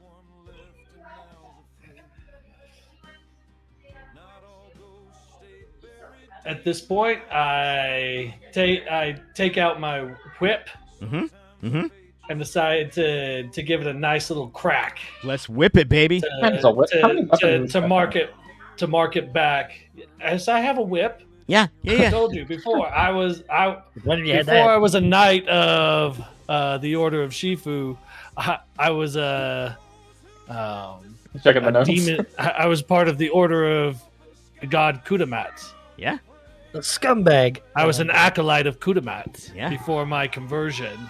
That's and why I part whooped your ass, of that's the one of the rites of passage for an acolyte of the Order of Kudamat is that you have to make a whip from the skin of a demon child of Kudamat. Oh. And I still have that with me. There you go. Glad I know that now. So you have the So shotgun. I take out my whip. I give it a nice crack to Whip. push push that wasp back from very close to close range, so we can start having people sneak out and jump over to Roberto. Excellent. Let's see. So, that will need to be what you're going to need to do is you're going to need to equip that whip. You'll need to unequip your shotgun, right? Because that's a two-handed weapon. So go into your equipment and unequip the shotgun and equip the whip.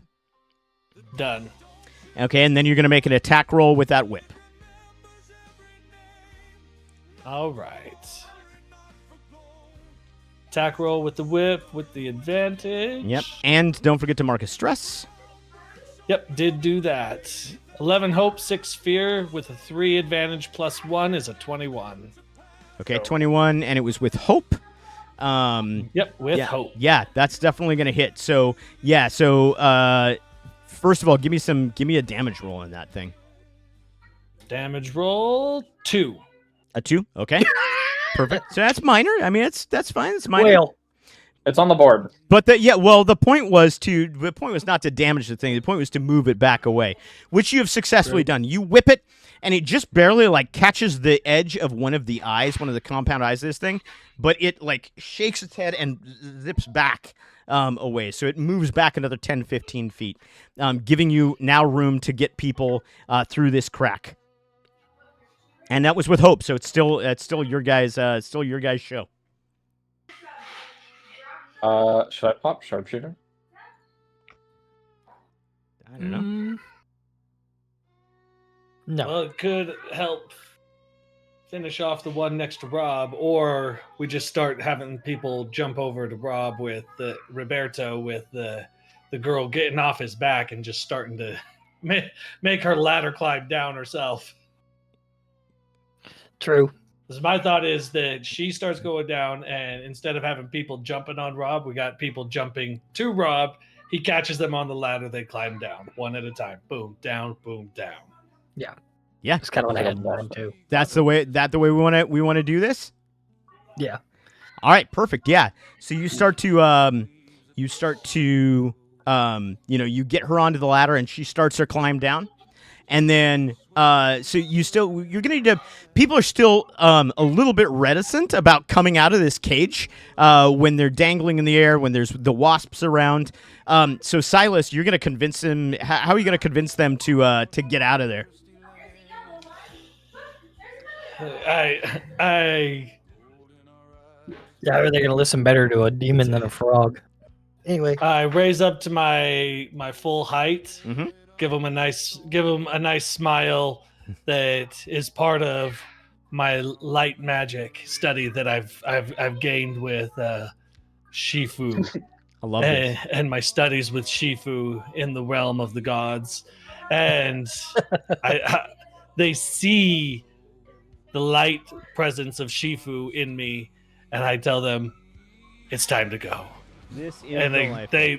they feel that confidence with the light as well, and start to move out, knowing that Roberto's going to catch them. Excellent. I'm Does gonna that mean who's not going to trust a muscly frog that's out there? Well, I we're guess a frog in a loincloth isn't as friendly looking. we're about to find out who's going to trust it, and if they will trust you anymore.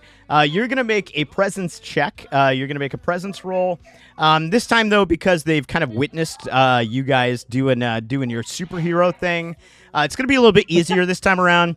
Difficulty is going to be a 10 on this one, so go ahead and make that presence roll. Let's see here. How do you use experience? Use an experience. So what you would have to do is tell me the experience you're going to use and why you think it would apply.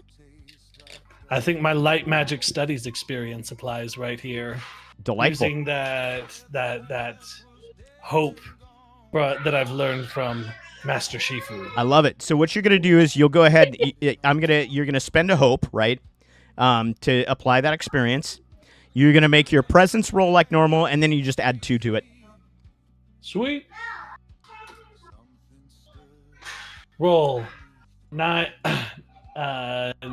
5 plus 2 plus 3, and then 2, so 19.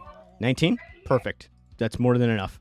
Yeah, absolutely. So you light up with that brightness, and there's almost something angelic about Silas as he does this, even though he looks in the form of almost this demonic creature. There's something that's just bright and angelic about him as you hold your hand out, and people just start to come to you.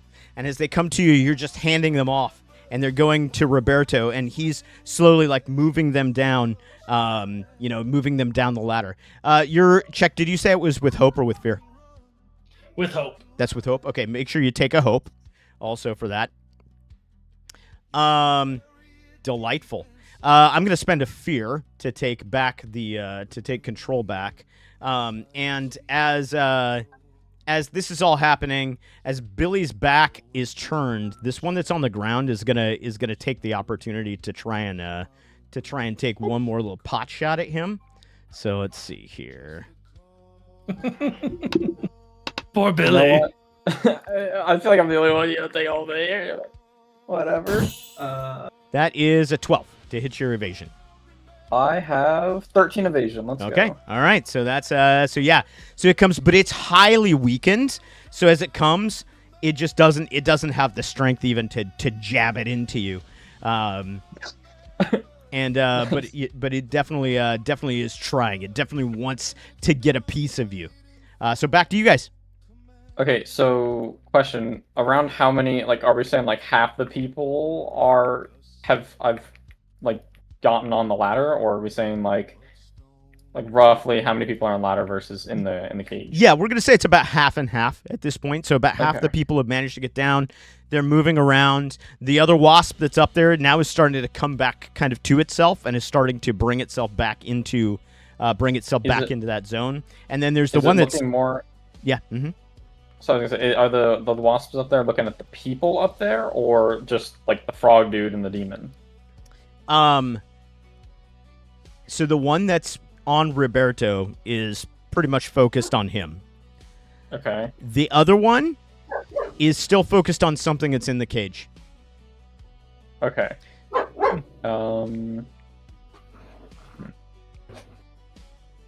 Interesting. So do you guys want to just keep going with that, and then I think I can just live down there fine for now. I was gonna say, should I take a swing at the wasp that's right next to me since he's pretty hurt? I say, Get him out of my way. you can go for that. Yeah. Seems Yeah. reasonable. Is he close enough that I can? Yeah. That one's still in your zone. For Okay. sure. Yeah. Yeah, I'll swing on him. Okay.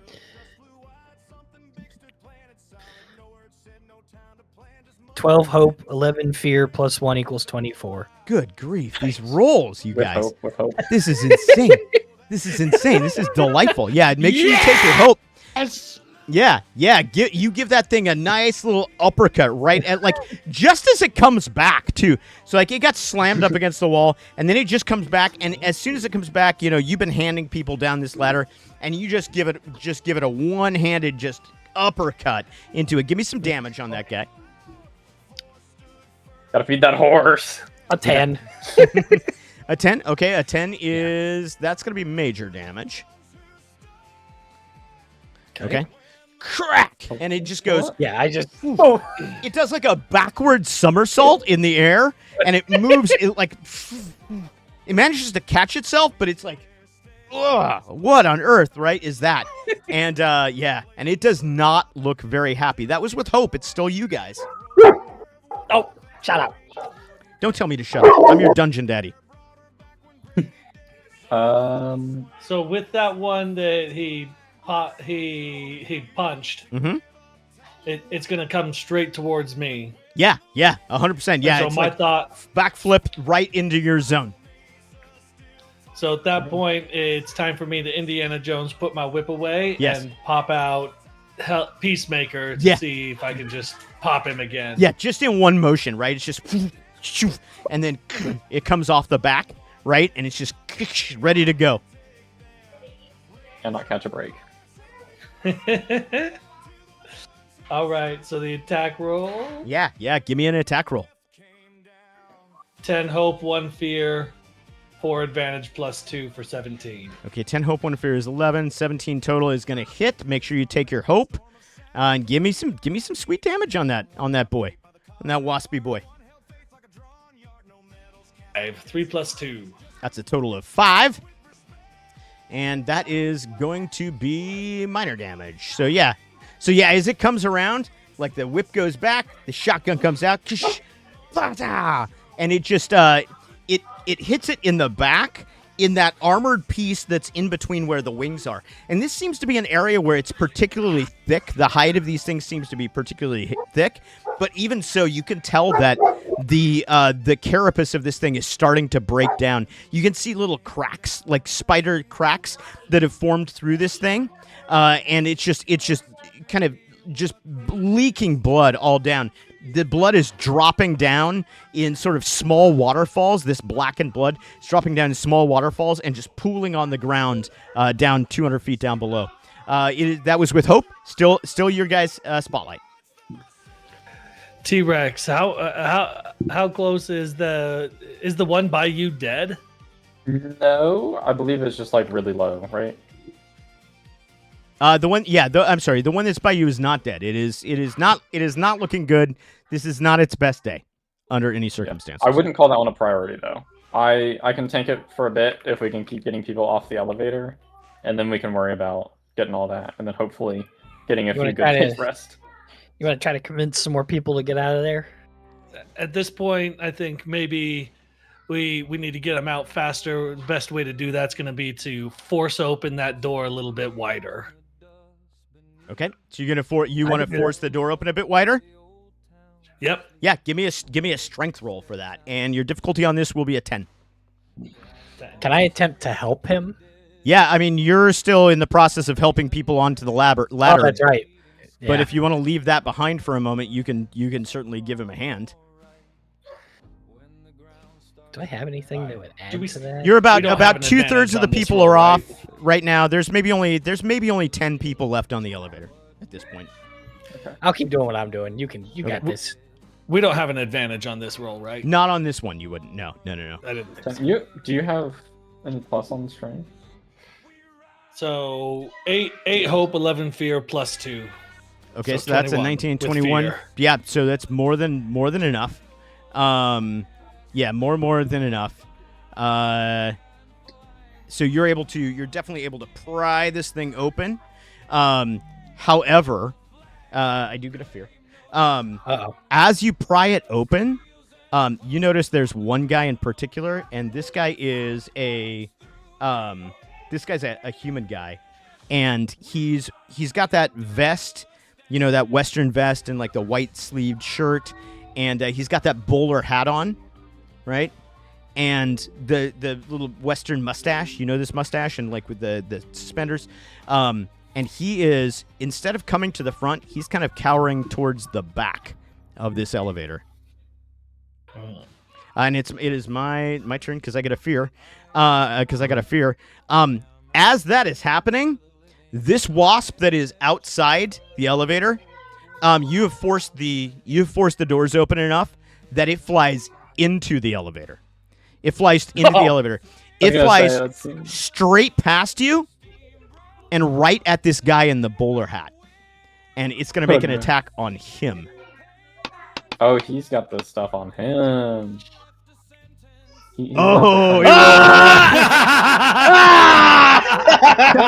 That thing was rolling forever. This is the worst wasp. It's like there's one really good wasp. That's the one that's down by Billy. Right? There's one really good wasp. Figured. And then there's the other wasp is like, it's like like Malfoy, like Draco Malfoy, right? Like he takes those two guys around with him, Crab and Goyle, wherever he goes. Yeah. And there's Crab and Goyle, yeah. there's the one that's really dumb, and there's the one that's kind of dumb, but there's the one that's really, really dumb. Yeah, this wasp is that one that's really, really dumb. And so it goes past you. It goes past you, and it goes towards this guy. He ducks down. Like, he cowers down, but this wasp is, like, fully committed to this move. The stinger goes down. The stinger goes in, and the back of this thing is the same mesh as the front of this thing. That stinger goes into the mesh and gets locked into it. And now the wasp is stuck. It's flapping its wings, but it's got this stinger that's locked into this back mesh. And yeah, and it's not, things are not, listen.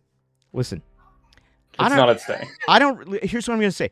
I don't Worst really know. fear roll I've ever seen. I'm going to be honest. I don't know what a normal day is like for a giant wasp. I don't know what that looks like. I imagine that a normal day is maybe it gets up, it reads like the wasp newspaper.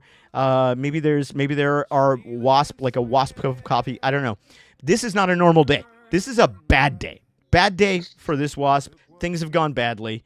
If a wasp could be embarrassed, this wasp is embarrassed. That's where we find ourselves. Spotlight goes back to you guys. That was a terrible roll on my part. That was a terrible roll. Can you grab? Right. We're cutting that one out of Mr. that one's getting cut out of the VOD.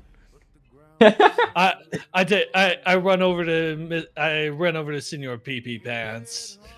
Reach down my hand. He looks up to me. I reach my hand out and say, "Come with me if you want to live." I love He stole that reference. Hey, listen. This is Daggerheart. We steal all the references. It's fine. It's licensed. Yeah. So he reaches out and grabs her. He's like, "Just get me out of here. Just get me out of here. I just have to get out of here. Just get me away from those things." So I pull him up, throw him over my shoulder like a sack of potatoes, I love this. and everybody starts running out and jumping to Roberto as fast as they can. It's perfect. It's perfect. And in fact, that's so good. I'm going to spend a fear. And what happens is, it's the last. There's just a few other people here, and so this thing now is shaking violently. The wasp is still attached to it. It's shaking violently. The last few people go. And as you get to the lip of this thing with this guy in the back, the cable breaks. It breaks, and the thing begins to plummet. I'm going to ask you to make a roll to jump to the ladder to try and save this guy's life. This is going to be a difficulty 15, and it's going to be a difficulty 15, and this is going to be, we're going to call this one I'm going to make this an agility roll. Grapple? This is going to be an agility roll. I'm going to interrupt to say, can Roberto help catch him? Roberto can certainly try. Yeah, so what we'll do is we will say if Roberto's going to help you, then the way this works is it's going to be a group roll. So you're going to make an agility roll. Roberto, you will also make an agility roll, but it's a reaction roll. If it meets the difficulty, it's going to add, a +1 to his roll. If it misses the difficulty, it's going to add a -1 to his roll. Okay. Okay. Do you want the help with that, Ash? Oh, we're doing it. We're already here. All right, so so Silas, you make your roll first. Make your agility roll. All right, 9 hope, 7 fear, 16. That's with a hope. 16. Well, you said 7 fear. Oh no, 9 hope. Yeah. Okay, so it's with hope. So you get a hope, and then Roberto, go ahead and roll yours. Your agility. I got a 10.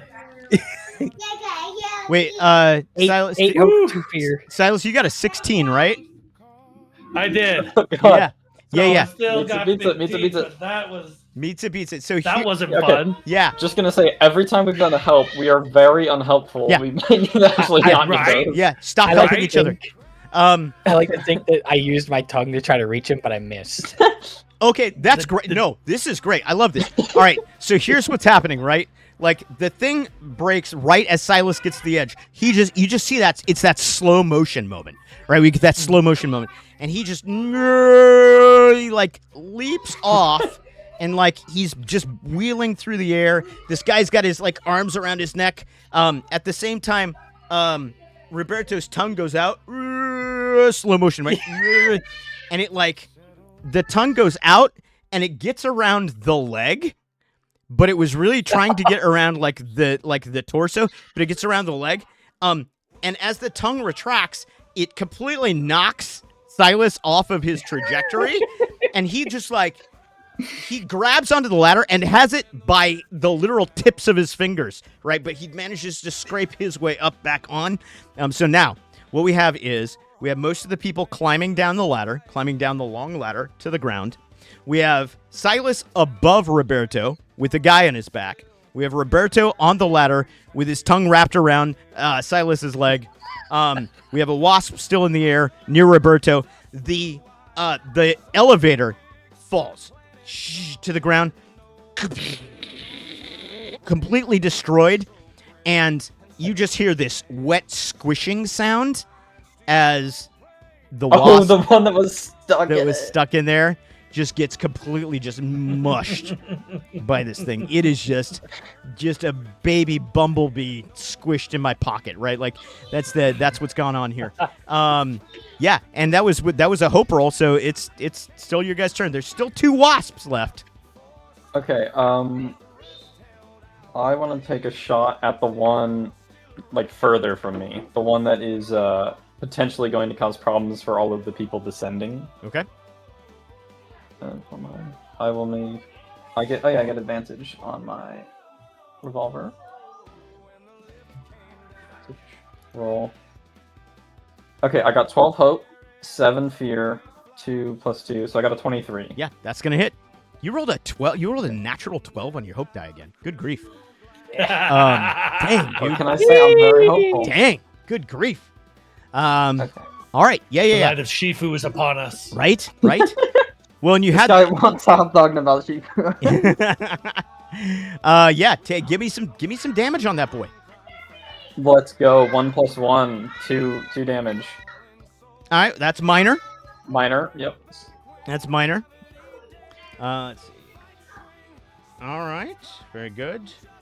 And that was with hope, but I'm gonna spend. I have 1 fear left. I'm gonna spend a fear. And this thing is, it's gonna try. It lifts up its head as you take that shot at it, and you hear the crunching of this carapace again. It lifts up its head and it opens, these sort of like these whatever these things called, these Pincers. chelicerae that it has, right, for a mouth, and it opens these up, and then just right, this gas comes out of it, and it's going to breathe upon you. I need Wait, which one's doing this? the one that's on the ground. Okay, so the other one. Yeah. It's gonna need. Were you shooting at the one that was by Roberto? Yeah, that's the one. Oh, I marked the wrong one. Damaged. It doesn't matter. The one that's on the ground is doing this to you, right? Okay, well, And I need you to make an instinct reaction roll. Difficulty is Okay, difficulty is 12. instinct. Do I get advantage because it's blind? You do not. Oh. Ooh. You do not.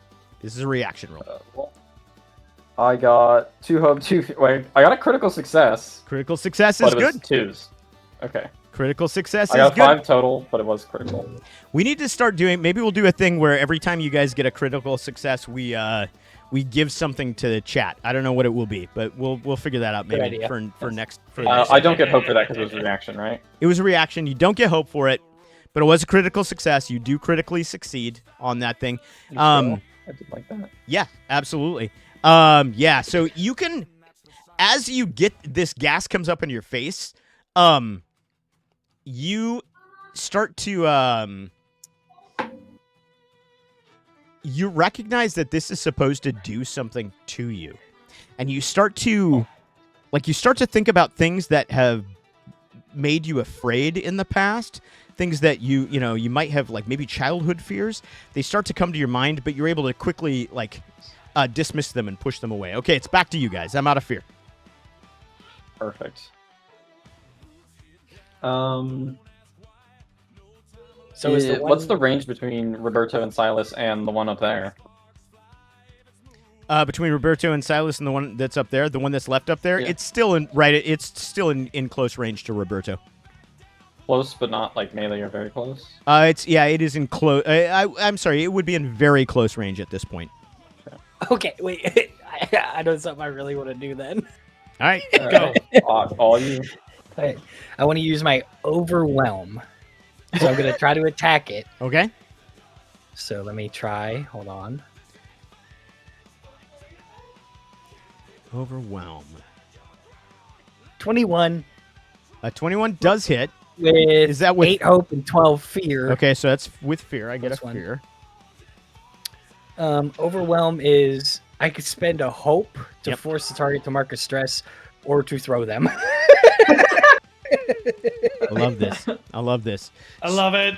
Okay, so what is your plan here? What, first of all, spend your hope. Oh yeah. So I like to think I just grab it and just throw it sort of like in an overhand motion and just slam it right into whatever's in front of me. So just So you're just gonna grab it and just slam it into the wall of the pretty mesa. much. Okay, this Yeah. is delightful. We can do this. This sounds wonderful. Give me some damage on that thing. Yeah, let me see. 7. 7 is Let's good. go. 7 is major damage on these things, and I have nothing but major damage. so you grab it by the. What do you grab it by? You grab it by the leg.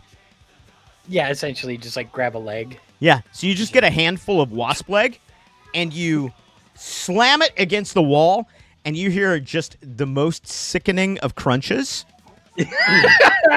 Just have you ever accidentally stepped on a snail? You go outside and there's like a snail on the ground, and you've accidentally stepped on it, and you just know that crunch, and you just realize immediately that you have ended the life of a thing by accident.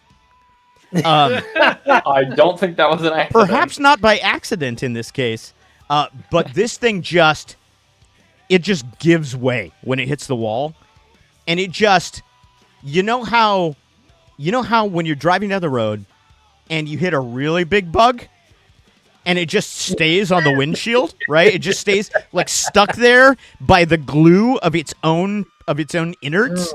That is exactly what has happened. This wall is just this wasp is glued to the wall by its own guts, and it is completely dead. And it is Good. still that was with fear though. So it is my turn. I will spend my fear. And as I spend my fear, what's going to happen is the last wasp kind of realizing what has happened, what is going on here. It wheels around, it loops up one of these pinchery things that it has through the remaining strap of that saddlebag that has those crystals in it, and it flies up and back towards the wall that opened up, right? As it's doing that, can I sharpshooter it? You're gonna use sharpest shooter? I wanna pop my other ult sharpest. You're gonna use sharpest shooter? Sharpest shooter. All right. I think it's just too cool not to. Okay, here's what sharpest see shooter what it does. do. You're gonna expend 3 charges which I will mark off someday. It doesn't matter. You only had 3. So you're going to use Sharpest Shooter. Here's what Sharpest Shooter does. Sharpest Shooter, because you're a trained guy, but you're also lucky. You get that kind of high plains luck, and every once in a while, things just go your way. You can't explain it. You can't understand it, but every once in a while, things just go your way. So when you use Sharpest Shooter, your attack automatically succeeds as a critical success. Oh, Yeah. oh, that would pair. That's gonna pair so well with my ult. So Oh, it's automatically going to succeed as a critical success. So all I need you to do is just give me a critical damage roll on this guy. All right. Hit my Revo. Roll. Oh, max damage. 9 plus 8. no. I am doming this thing from behind. Yeah, tell me how this goes down, because that is completely going to end the life of this thing. I see it grab the bag. I remember what it did to my poor little horse. It's flying away. It's going so fast. Yeah. Obviously, the tumbleweed goes by, as it always does Of when course. I shoot my gun. And I just dome it, like it's flying directly away from me, and I just right in the back of the head. Yeah. It just goes limp and falls. Yeah, I'll do you one better. It takes it a second to realize it doesn't have a head anymore. So it's flying. It's flying, and then there's just this black mist that comes out from its neckle area, and it continues to fly for a little bit, as if it hasn't caught up with the fact that it no longer has a head, and then suddenly, like about a second goes by, and all of a sudden the wings that are flapping like at hyper wasp wing speed, the wings just stop. They just completely stop, and this thing just drops, just plummets to the ground, and just squish all over the ground, and it is completely gone and dead. And then, obviously, now that they're all dead, oh, by the way, that was my last bullet, I slowly reload and holster it. Excellent. Chat, that is going to be our break. We're going to take our break right now. We're going to take a couple minutes. What time is it? It's 5. It's almost 6 o'clock. Let's see. We started at 3:30. We started a little bit late. We're going to go just a little bit longer, but we are going to take a break so that we can use all of the facilities that are available to us, so that we can refresh our water. And then we're going to come back, and we're going to finish this up, and then we'll do a little bit of table talk. So if you are subscribed, we appreciate you, first of all, because it helps me continue to afford all of the things that make this happen. So thank you, first and foremost. If you are subscribed, you will see some cool video stuff and listen to some cool background music. If you are not, you will watch some commercials. So please also to enjoy those. Guys, we will be right back after this. Don't miss out. We're going to see what happens. We'll be right back.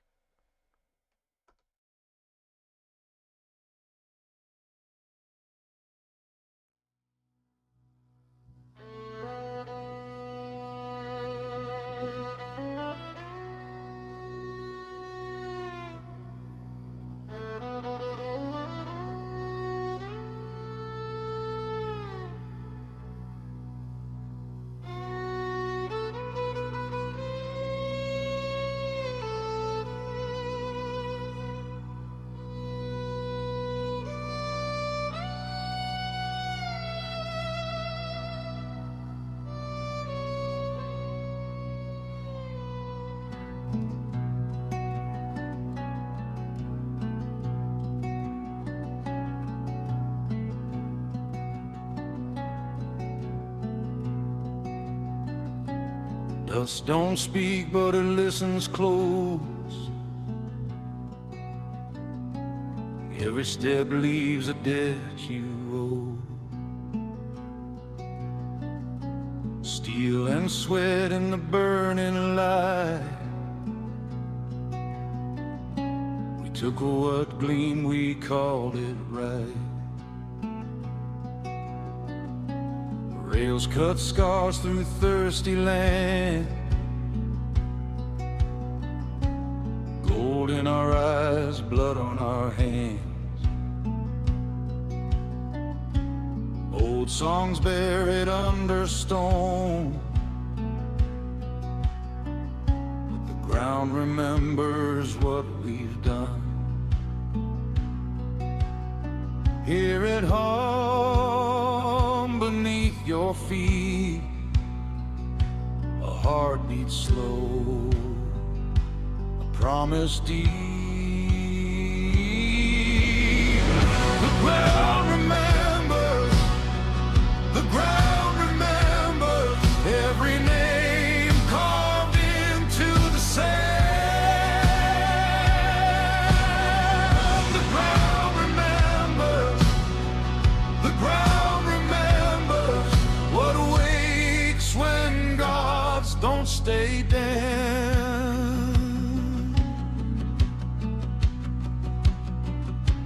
Town lights flicker, engines cry.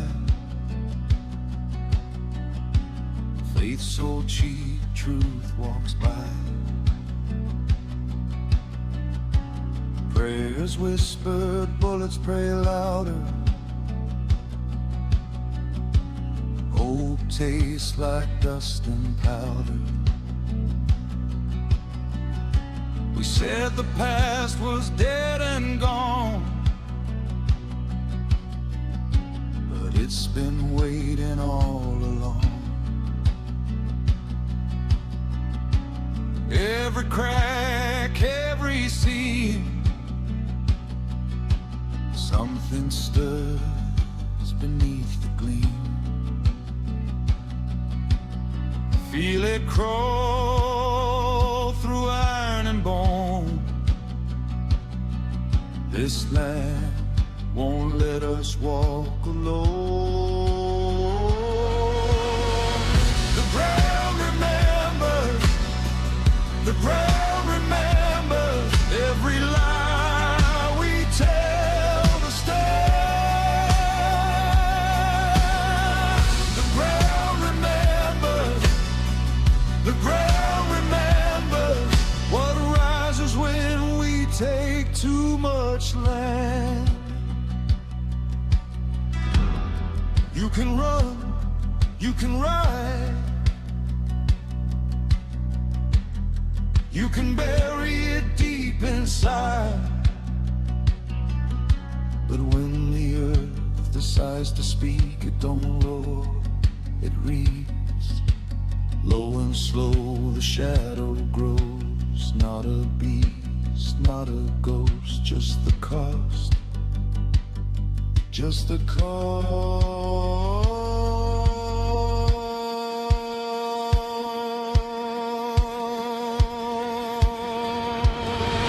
The ground remembers, the ground remembers every crown built down to man. The ground remembers, the ground remembers, and it's done waiting for command.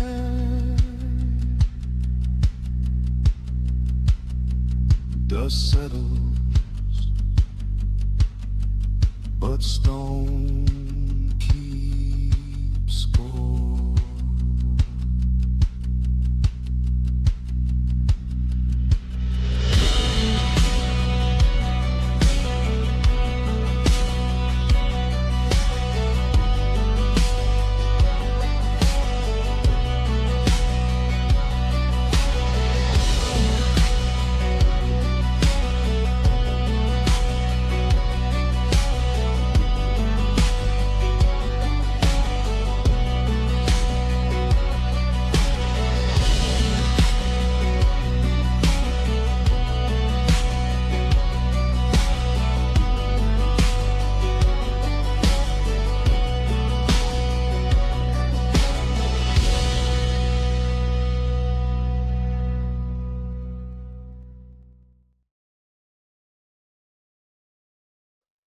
Welcome back. My name is Orpheus Quinn. And this is the rest of the people. Also. Welcome back, welcome back. Yeah. Oh well. Yeah. So let's jump right back to it. If you're just joining us, there was an insane battle that was rejoined. And yeah, 3 giant mutated wasps were attacking a giant cargo elevator that was coming down from the town of Style Mesa, perched atop this large tabletop mountain. And our 3 intrepid adventurers were able to dispatch the wasps summarily to do some, I would say, some pest control, some Drylands pest control. Suck if it, you were- wasps. Exactly. And to Literally rescue twist them. all of the people that were on the dangling elevator that was about to fall. So excellent work. So, yeah. So as you come down,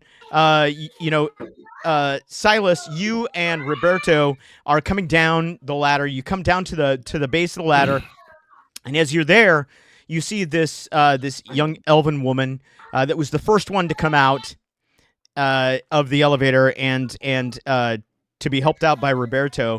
And as you come down to the bottom, she walks up to Roberto and holds down her hand.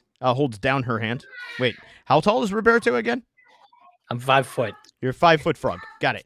So 5 foot. She's normal human height, so she's probably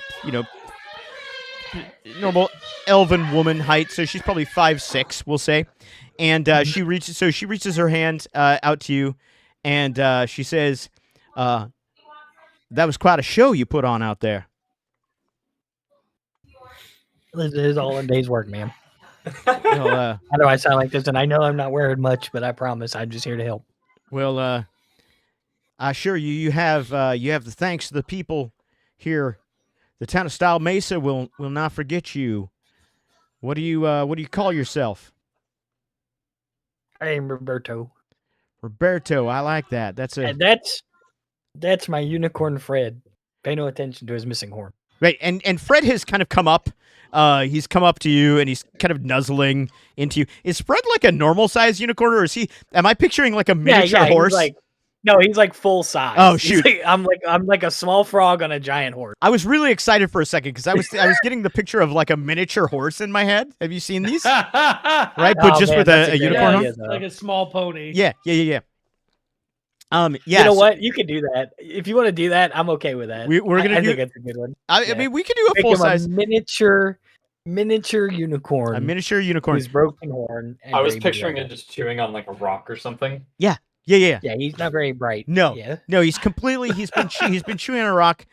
He just kind of nuzzles up to you with that broken horn, and as he nuzzles up to you, she says, well, that's something special indeed." She said, He's special, all right.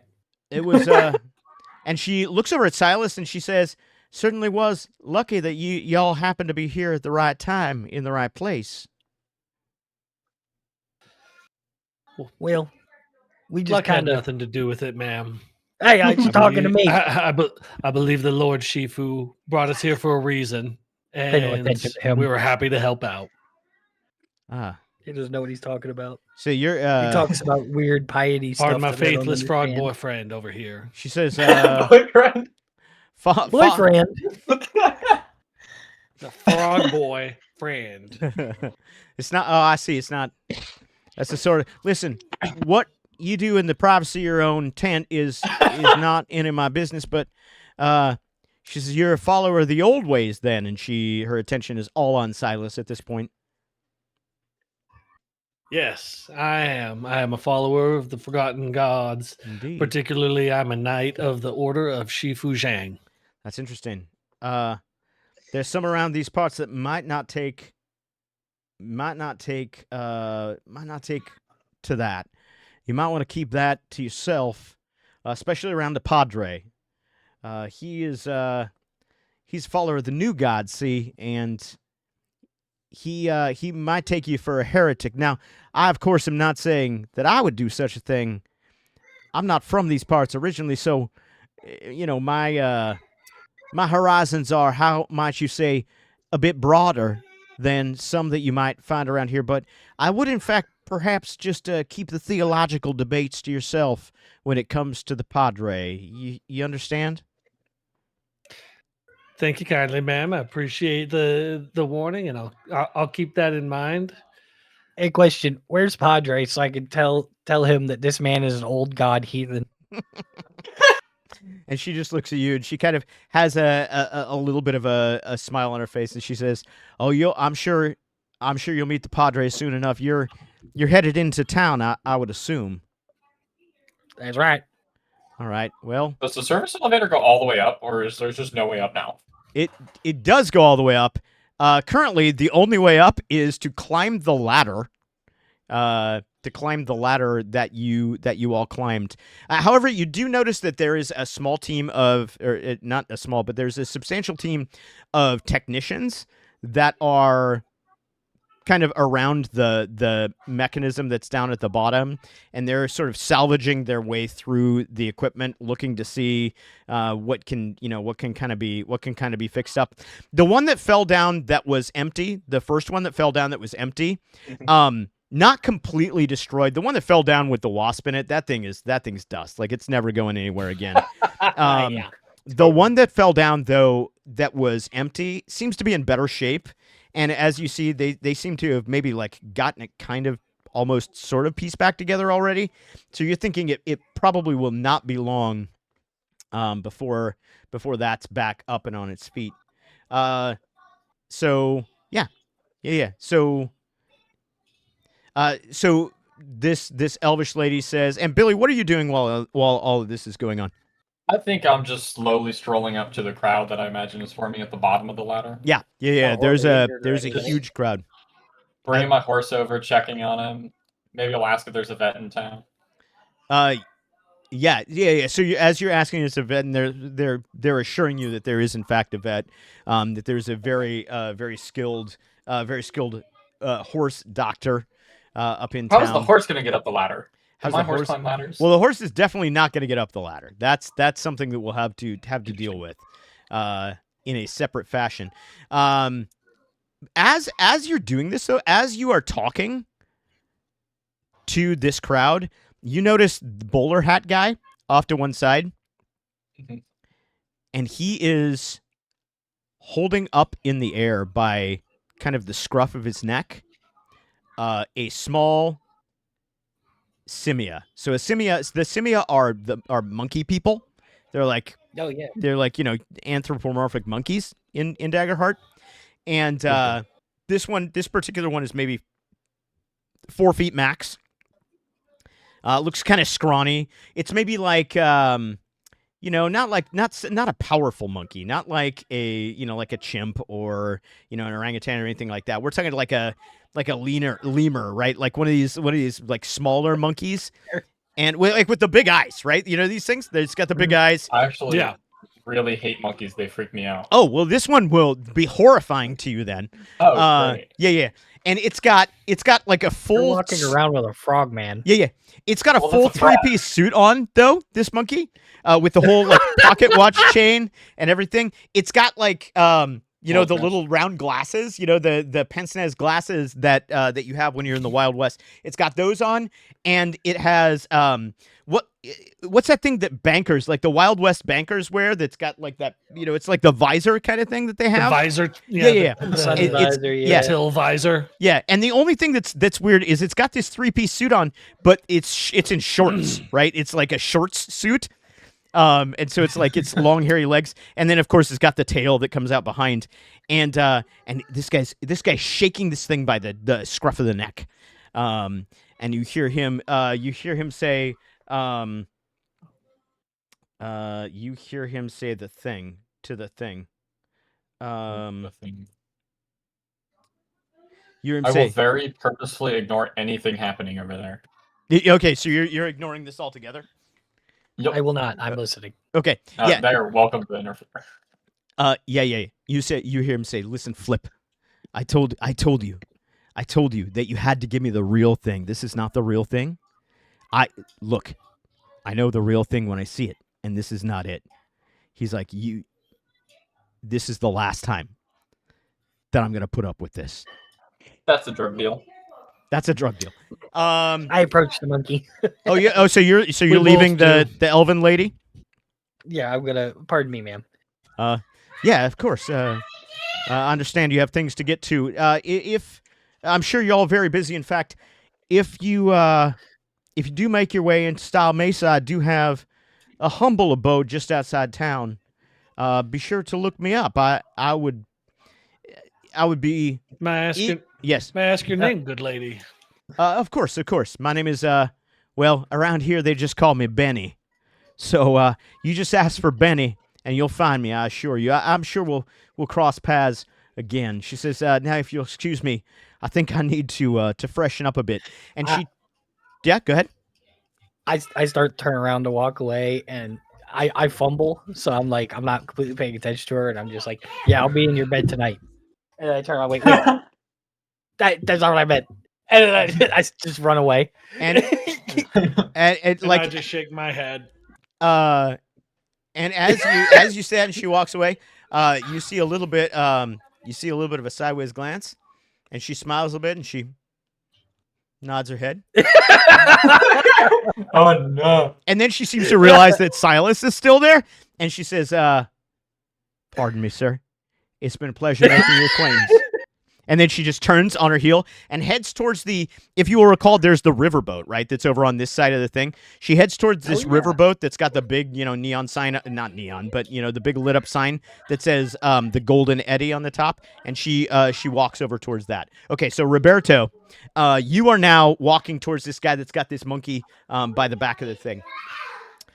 And he's saying, listen, Flip, I'm tired of your shenanigans. I'm not here to put up with this. I want the real deal, and if I don't get the real deal, then you and I are going to have problems. Okay. I walk up to him and I'm like, hey, what's going on over here? Why you being so mean to him? And it's like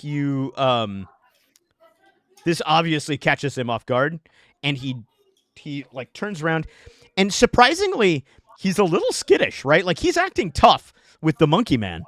But he's a little skittish. Like when you roll up on him, it surprises him. He lets entirely go of this monkey, which is then immediately gone. And yeah, it just like you don't even know where it goes. It's just like gone. Right. Nice going, Roberto. Your ugly face scared him off. At least he stopped torturing the monkey. Well, no, the man's still there. The monkey is gone. The man's still there. That's what I mean. And he says, excuse me, I wasn't expecting you. I guess I owe you my thanks for rescuing us from certain peril. We appreciate you, or whatever. Yeah, you better. And also, you should stop picking on animals that aren't your size. You want to pick a fight with an animal that isn't your size? I'll fight you. You want to fight me? This guy's like easily 6 feet tall. So that's why I'm like, actually, I'm doing this then. Yeah. You're like talking directly into his chest. Yeah, I'm not looking up. I'm looking at his chest. Yeah. And I decide that it's time to kind of chill a little bit. So I walk over, kind of step between the two of them, and just, good sir, pardon my friend here. He gets in my way, and I just shout, I'll kill you! He's a little, he's a little skittish. He's a little uptight around people when he feels like they're bullying others smaller than him. I believe you can understand the reason behind that. No, of course. I completely understand. I'm a reasonable man myself. A businessman, you might say. Here, my name is Silas Ashburnham. This is my frog friend Roberto. Might I ask what you were looking for from that furry little Flip? He sold me some goods that were not what he told me they were. That doesn't mean you pick him up and start shaking him around. Well, listen, I paid a lot of money for those things, and they're extremely valuable. And if I were to have passed along counterfeit, then I would have been in a lot of trouble. So, listen, I understand. You guys are very clearly heroic and you've got your thing and valor and all that stuff. He's like, but I personally, you know, I gotta do business here. Yeah, I I walk understand over that, to her. That sounds sir. You, entirely reasonable. I understand that, sir. You seem like a purveyor of the finer things in life. Is there something that maybe the three of us might be able to help you with? I'm not helping him. Well, possibly. And he's now completely ignoring the frog. And he said, actually, maybe you can. Maybe you can. Perfect. And We're employed. he looks you up and down a little bit. He says, now that you mention it, the way that you handled that, you might just be able to make it out alive. And he says, listen, here's the deal. My name is Eli. Eli Mercer. And he says, I have a general store that is up at the top of the mesa. He says, why don't you find a place to clean yourself up, fix yourself up a little bit. We got to figure out this situation with how to get up there, right? The elevator is currently, broken. He says there are other ways. There are emergency elevators. Obviously, it would be foolish if there was only one way up, but this is the best way up. The other service elevators don't get used a whole lot, and they can only carry just a couple of people at a time, so it's going to take a while. He says, why don't you find yourself, get yourself pulled together, and when you come up, find the general store. It's on Main Street. You can't miss it. It's the only street in town. And why don't you come see me in the general store, and we'll talk about what you might be able to do to help me out. I will also just say to the other two, when we negotiate with this guy, I have Slyborn, so I can detect. I get advantage when detecting lies, finding a safe place to hide, and negotiating with criminals. Why would you say that right next to him? He's right here. I'm saying this out of. I said I'm Slyborn. Like this is very character thing. Yeah. Yeah, that's good. So Billy, so you've kind of come up on this situation then? Yeah. Okay, cool. To which point I need you to make an instinct roll. And you need to make that instinct roll with advantage, obviously. Yep. Advantage roll. The difficulty on this is going to be a 12. Okay, I got a 15 with fear. Okay. Awesome. I will delight in taking a fear from that. You could tell. What's that? At the beginning when you lost 11 fear, that was huge. Yeah, that was huge. That was very gigantic. You can tell very clearly that this guy is not telling you the full story. That there is something else going on. And that whatever it is that he wants it bad. He wants it bad. Yeah. You've seen this before, right? So having been a part of like some pretty shady underground deals, you've seen this before. You would guess that there is probably somebody who's putting some pressure on this guy from somewhere else, right? This is not just something he wants for himself. Reset table of terabits. I will do that after game session. From the side of my eye, I kind of see a little smirk from Billy, and knowing his criminal background, I decide that I'm going to let him take the lead from here. Mm-hmm. Since I'm feeling that this guy's he's a bit of a pansy around strength, but he likes being a bully around people who are weak. So, Billy, it's all on you, man. You're not very buff. You take it from here. And I pat him on the shoulder, and we go to walk away. But I turn around and I look at the guy, and I just do this. Nice. But I do it like weird because my eyes are like really wide. Right. Like, you have to get two fingers, right? It's like this. Yeah. the sides They're of the like, head. all right, let's go. Well, I'll probably just like talk to him about the basic stuff. What's the Mhm. best way to get my horse up? Where should I get him fixed up? And Yeah, I yeah, think we would just. yeah. So he says, if I were you, in all honesty, the the horse doctor, he's going to be up on the mesa right now. He says, if I were you, probably what I would do is I would look for lodgings over at the Golden Eddy. That's probably going to be your best bet because they do have rooms there, and they should have somebody who can tend to your animals as well. There are stables as well that are attached. The Golden Eddy, it stays docked here. It's a riverboat, but it doesn't ever really go anywhere. It is how should we say, an establishment of profit more than it is actually an establishment of transportation.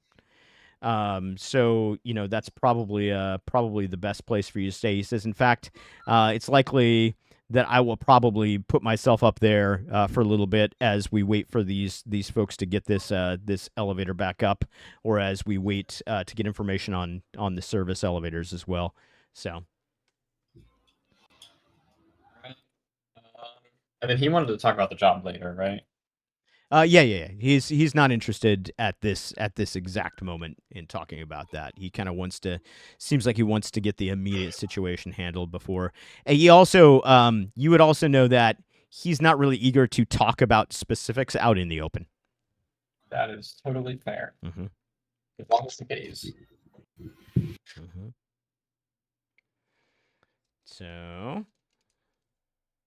I think that's it with him. Okay, that's it with him. I Cool. think we just all got to go over to the main crowd and just be like, by the way, we take donations. We did. Is that what we're doing? We're trying to extort the crowd for having saved their lives. I grab him by his shirt and pull him. Let's go. I would not Nope. actually say. Nope. the whole Both way of out. us. So where are Yeah. you guys going? What's your destination? I imagine we're going to the riverboat to Okay. Yeah. clean up after all Time to that. walk to the Golden Eddy. Got it. I Okay. mean, Frog Probably Boy a little over there dragging looks like Billy. he's still got a little bit of dark ichor all over his face from smashing the wasp like a caveman. Yep. It tastes So- like squid ink. Oh gosh. Oh gosh. Stop consuming that. Oh gosh, it's not good. It's going to be very, very bad. So you guys are headed on over to the Golden Eddy. Yeah. So you walk out, kind of out away from the crowd, down this little lane. It's a road that's actually, marked out from the base of the elevators to this. You can tell it's a well-traveled path. It's paved. There are actually like street lights that come up on the sides of it, right? But they're you could tell that they're lanterns, and they seem to be dark right now because it's still, it's kind of late-ish day at this point. So the lanterns aren't quite lit. Sun is still sitting not quite on the horizon, but it is getting low in the sky. And so you walk through this little lane. There's little cactus that are growing on both sides of it. Some of them are flowering a little bit. And you make your way up to the Golden Eddy. And as you get to the bridge that goes over to the eddy, this kind of dock area, there is an orcish gentleman who is there, and he's got the vest, he's got the shirt sleeves rolled up. He's a big buff looking kind of guy, and he says, "Is there something I can do to help you?" I can take him. I mean, sorry. My inner thoughts came out there. I'm kidding. I shake my head. And just, good sir, we're looking for 2 rooms for these 2 gentlemen and lodging for the 3 animals this evening. He says, And I think I we get could the sleep in a favorite bed. client discount. "I'm sorry. Say that again." Favored client discount. This is where the lady went who Yeah. Said she owned it, right? Benny definitely did go into this riverboat. so I will ask for the favored client discount because we did kind of just give her a hand. He says, "I don't know nothing about you, and I don't have any instructions about you, so you can pay like everybody else pays, but that's We'll their pay. business inside." Pardon the thief.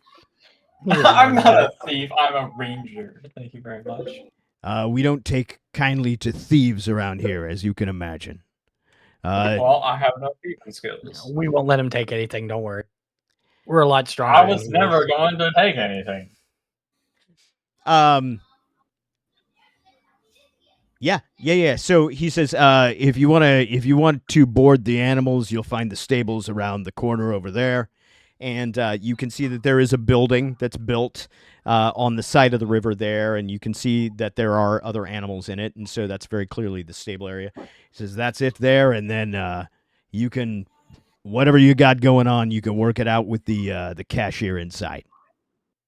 Fred stays with me. If I get a room, Fred stays in my room with me.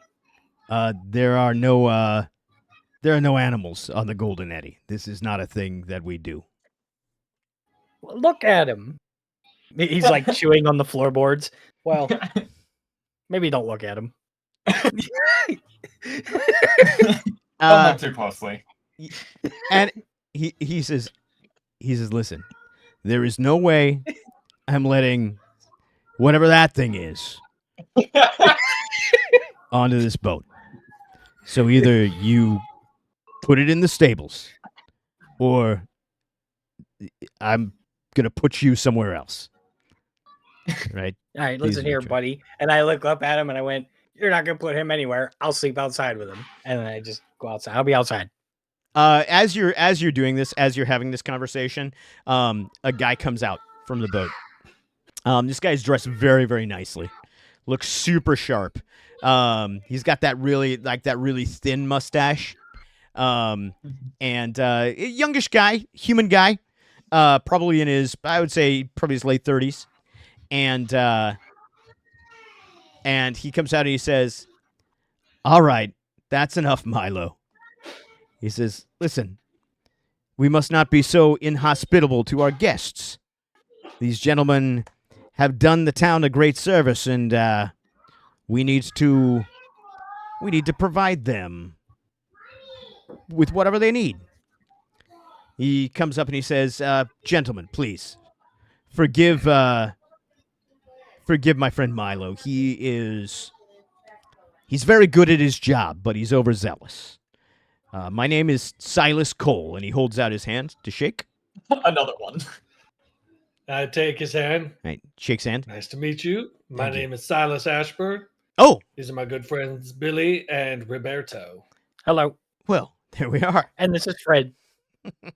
Hey, well, that's quite a coincidence there, my friend. And Indeed it is, Silas. he says, "Please, let me provide you with lodgings and with shelter for your animals." And it looks like he looks over at the at Billy's horse and he says, "And let me have my people see to the care of your animal. It's obviously been hurt." Well, I would appreciate that Much very much. obliged there.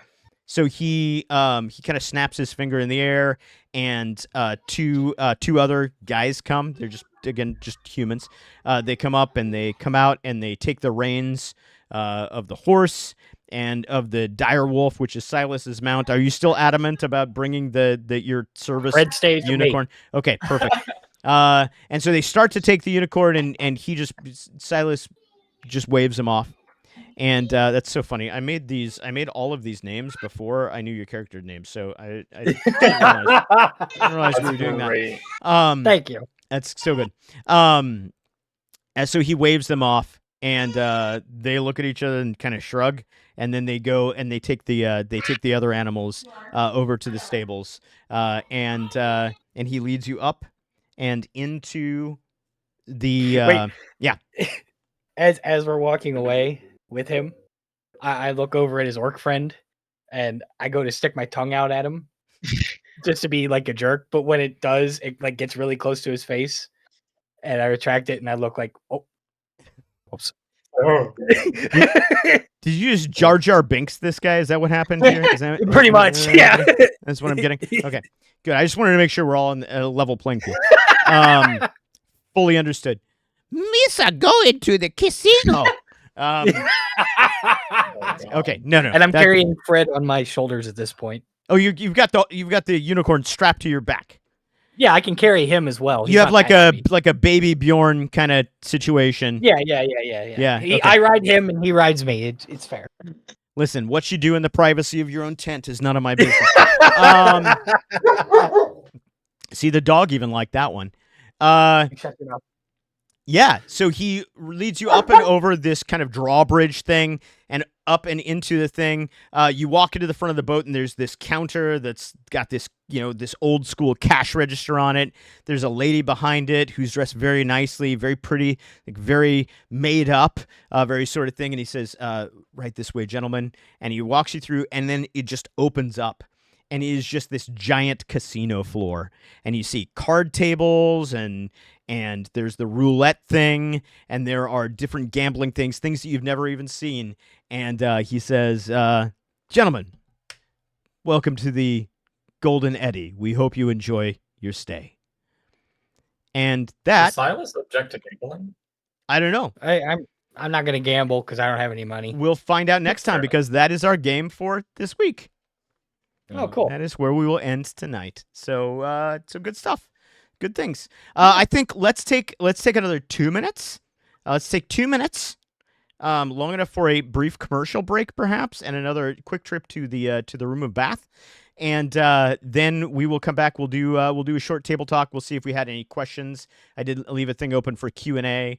We'll see if anybody had any Qs that need some A's. We'll come back right back after this. Guys, don't go away.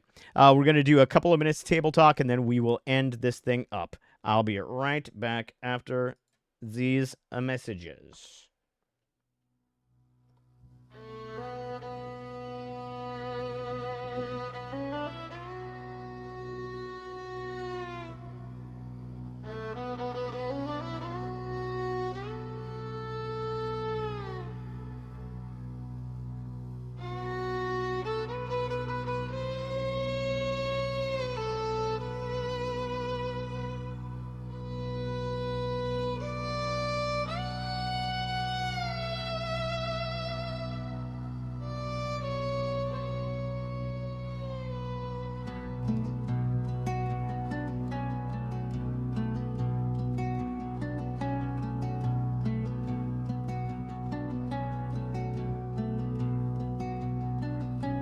Dust don't speak, but it listens close. Every step leaves a debt you owe. Steel and sweat in the burning light. We took what gleam, we called it right. Rails cut scars through thirsty land. Gold in our eyes, blood on our hands. Old songs buried under stone. The ground remembers what we've done. Hear it hum beneath your feet, a heartbeat slow, a promise deep.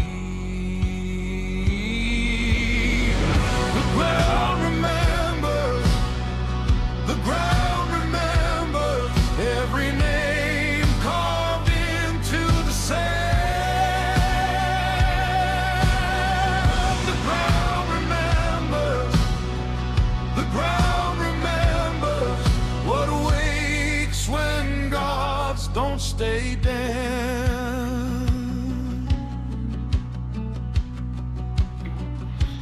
Town lights flicker, engines cry.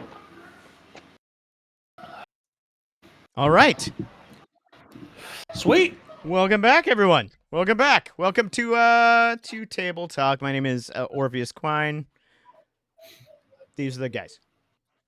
I am Rob. We Now. are the guys. Right. Yeah, No, we no. are the guys. Right. Yeah. Exactly. All right. So that was good. That was good. What do you guys think? What were some things? What were some things that stood out to you tonight? What did you enjoy? Chat. What did you enjoy this night? What do you think? I liked that it's not just combat, like there's other aspects to it in between fights. Like whereas like something in like D&D is just straight up like just doing a fight essentially. This has like pretty much you could do whatever you want mid-fight as well, sort of. Yeah. Yeah. Yeah, that's one of the things that I do like about Daggerheart is it kind of does encourage you to it encourages you to play a little bit more in the storytelling space. So it's not necessarily always just like, okay, it's my Pardon me. turn, so I have to, make an attack, because if I don't make an attack, then I waste my turn, right? But Yeah. because there are no turns, right? It kind of frees you up to be able to do other things. I love the moments, right? Like the moment where all of a sudden the elevator is shaking and Silas is like hanging from the ladder that's swinging in the air, and Roberto's got like one hand on the ladder and one hand holding the lady in the middle of the air, and Yeah.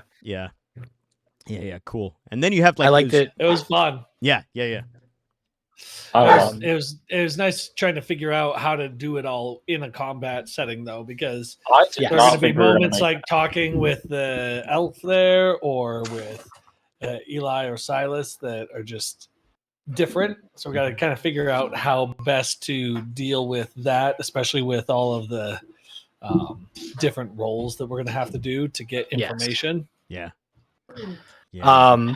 How low did that counter But get? it was nice to figure out the combat portion at least. Of 3. both storytelling and doing all that. Yeah, I think your counter got down to 3. So I was. It got down to 3 and then it went back up a couple times. Yeah. Yeah. you were sweating it. I do like that my character has essentially devolved into he's like really strong, like really, really strong. Like he's probably the strongest out of all of us physically. Oh yeah, definitely. But he's also incredibly goofy and has no idea how to be sociable in pretty much any situation whatsoever. No, that's great. And what's funny about that is I think you maybe have one of the higher presence scores. Yeah, you have a +1 to presence. You and Silas both have a +1 to presence. So like you're also one of the most charming characters that we have. So Idiot savant. Just a different charm. Yeah, it's just lucky. Like you kind of just luck your way into it. There's that idiot savant. Yeah. There's that kind of moment where Benny at the end, she was like, you made an offer.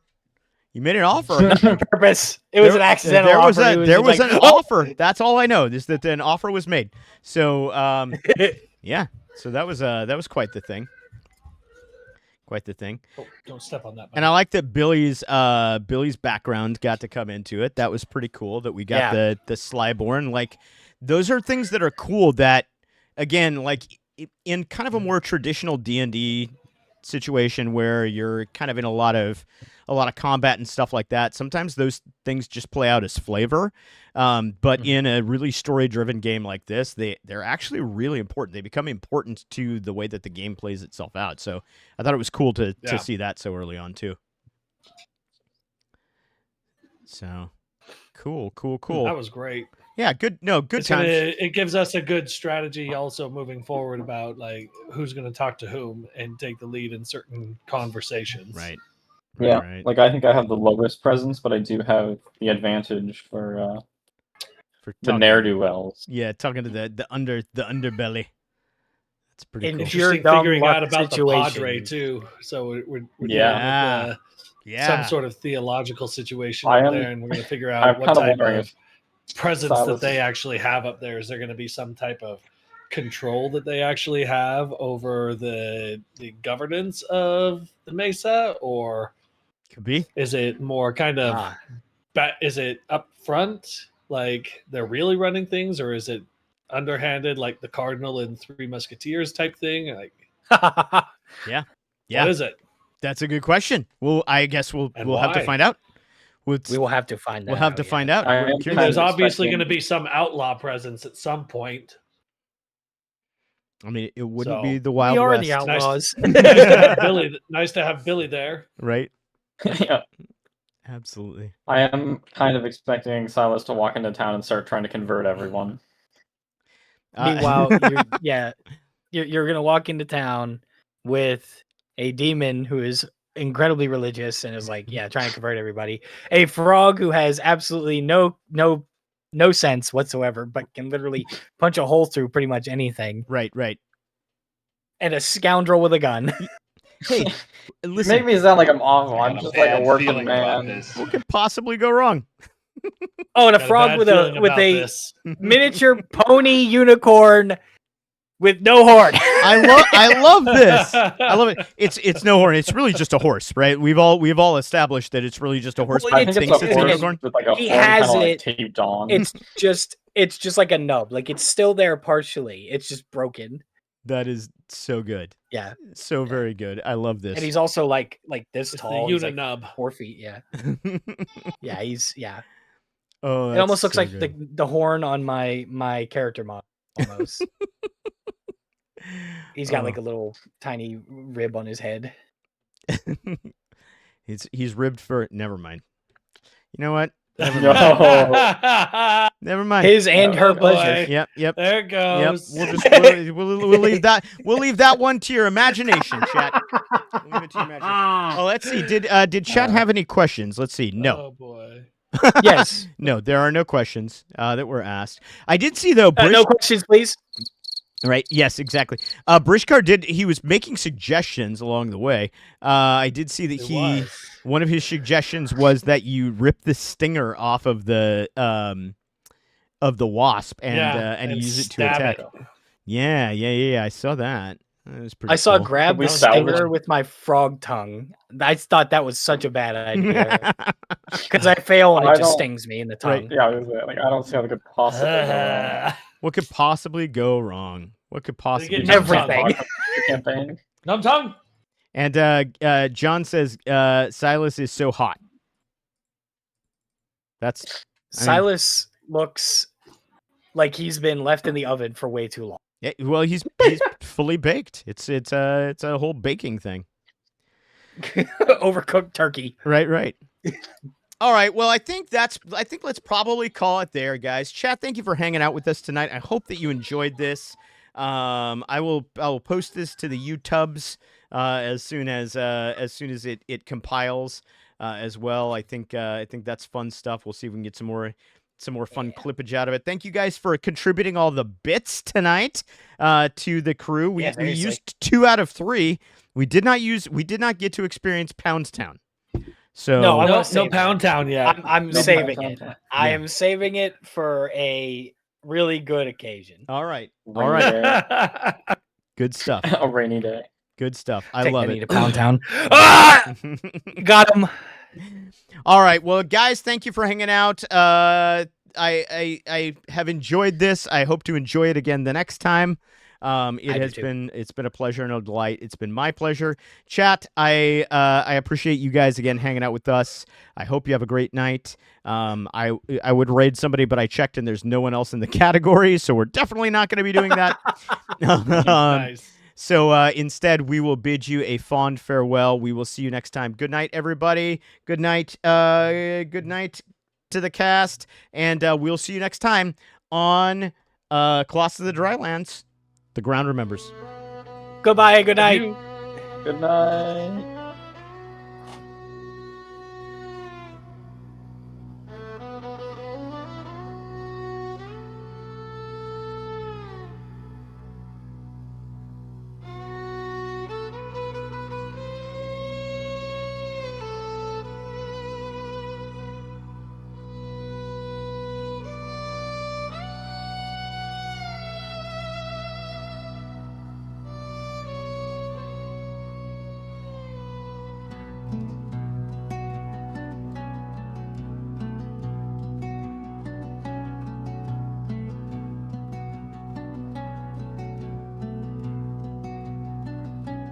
Dust don't speak.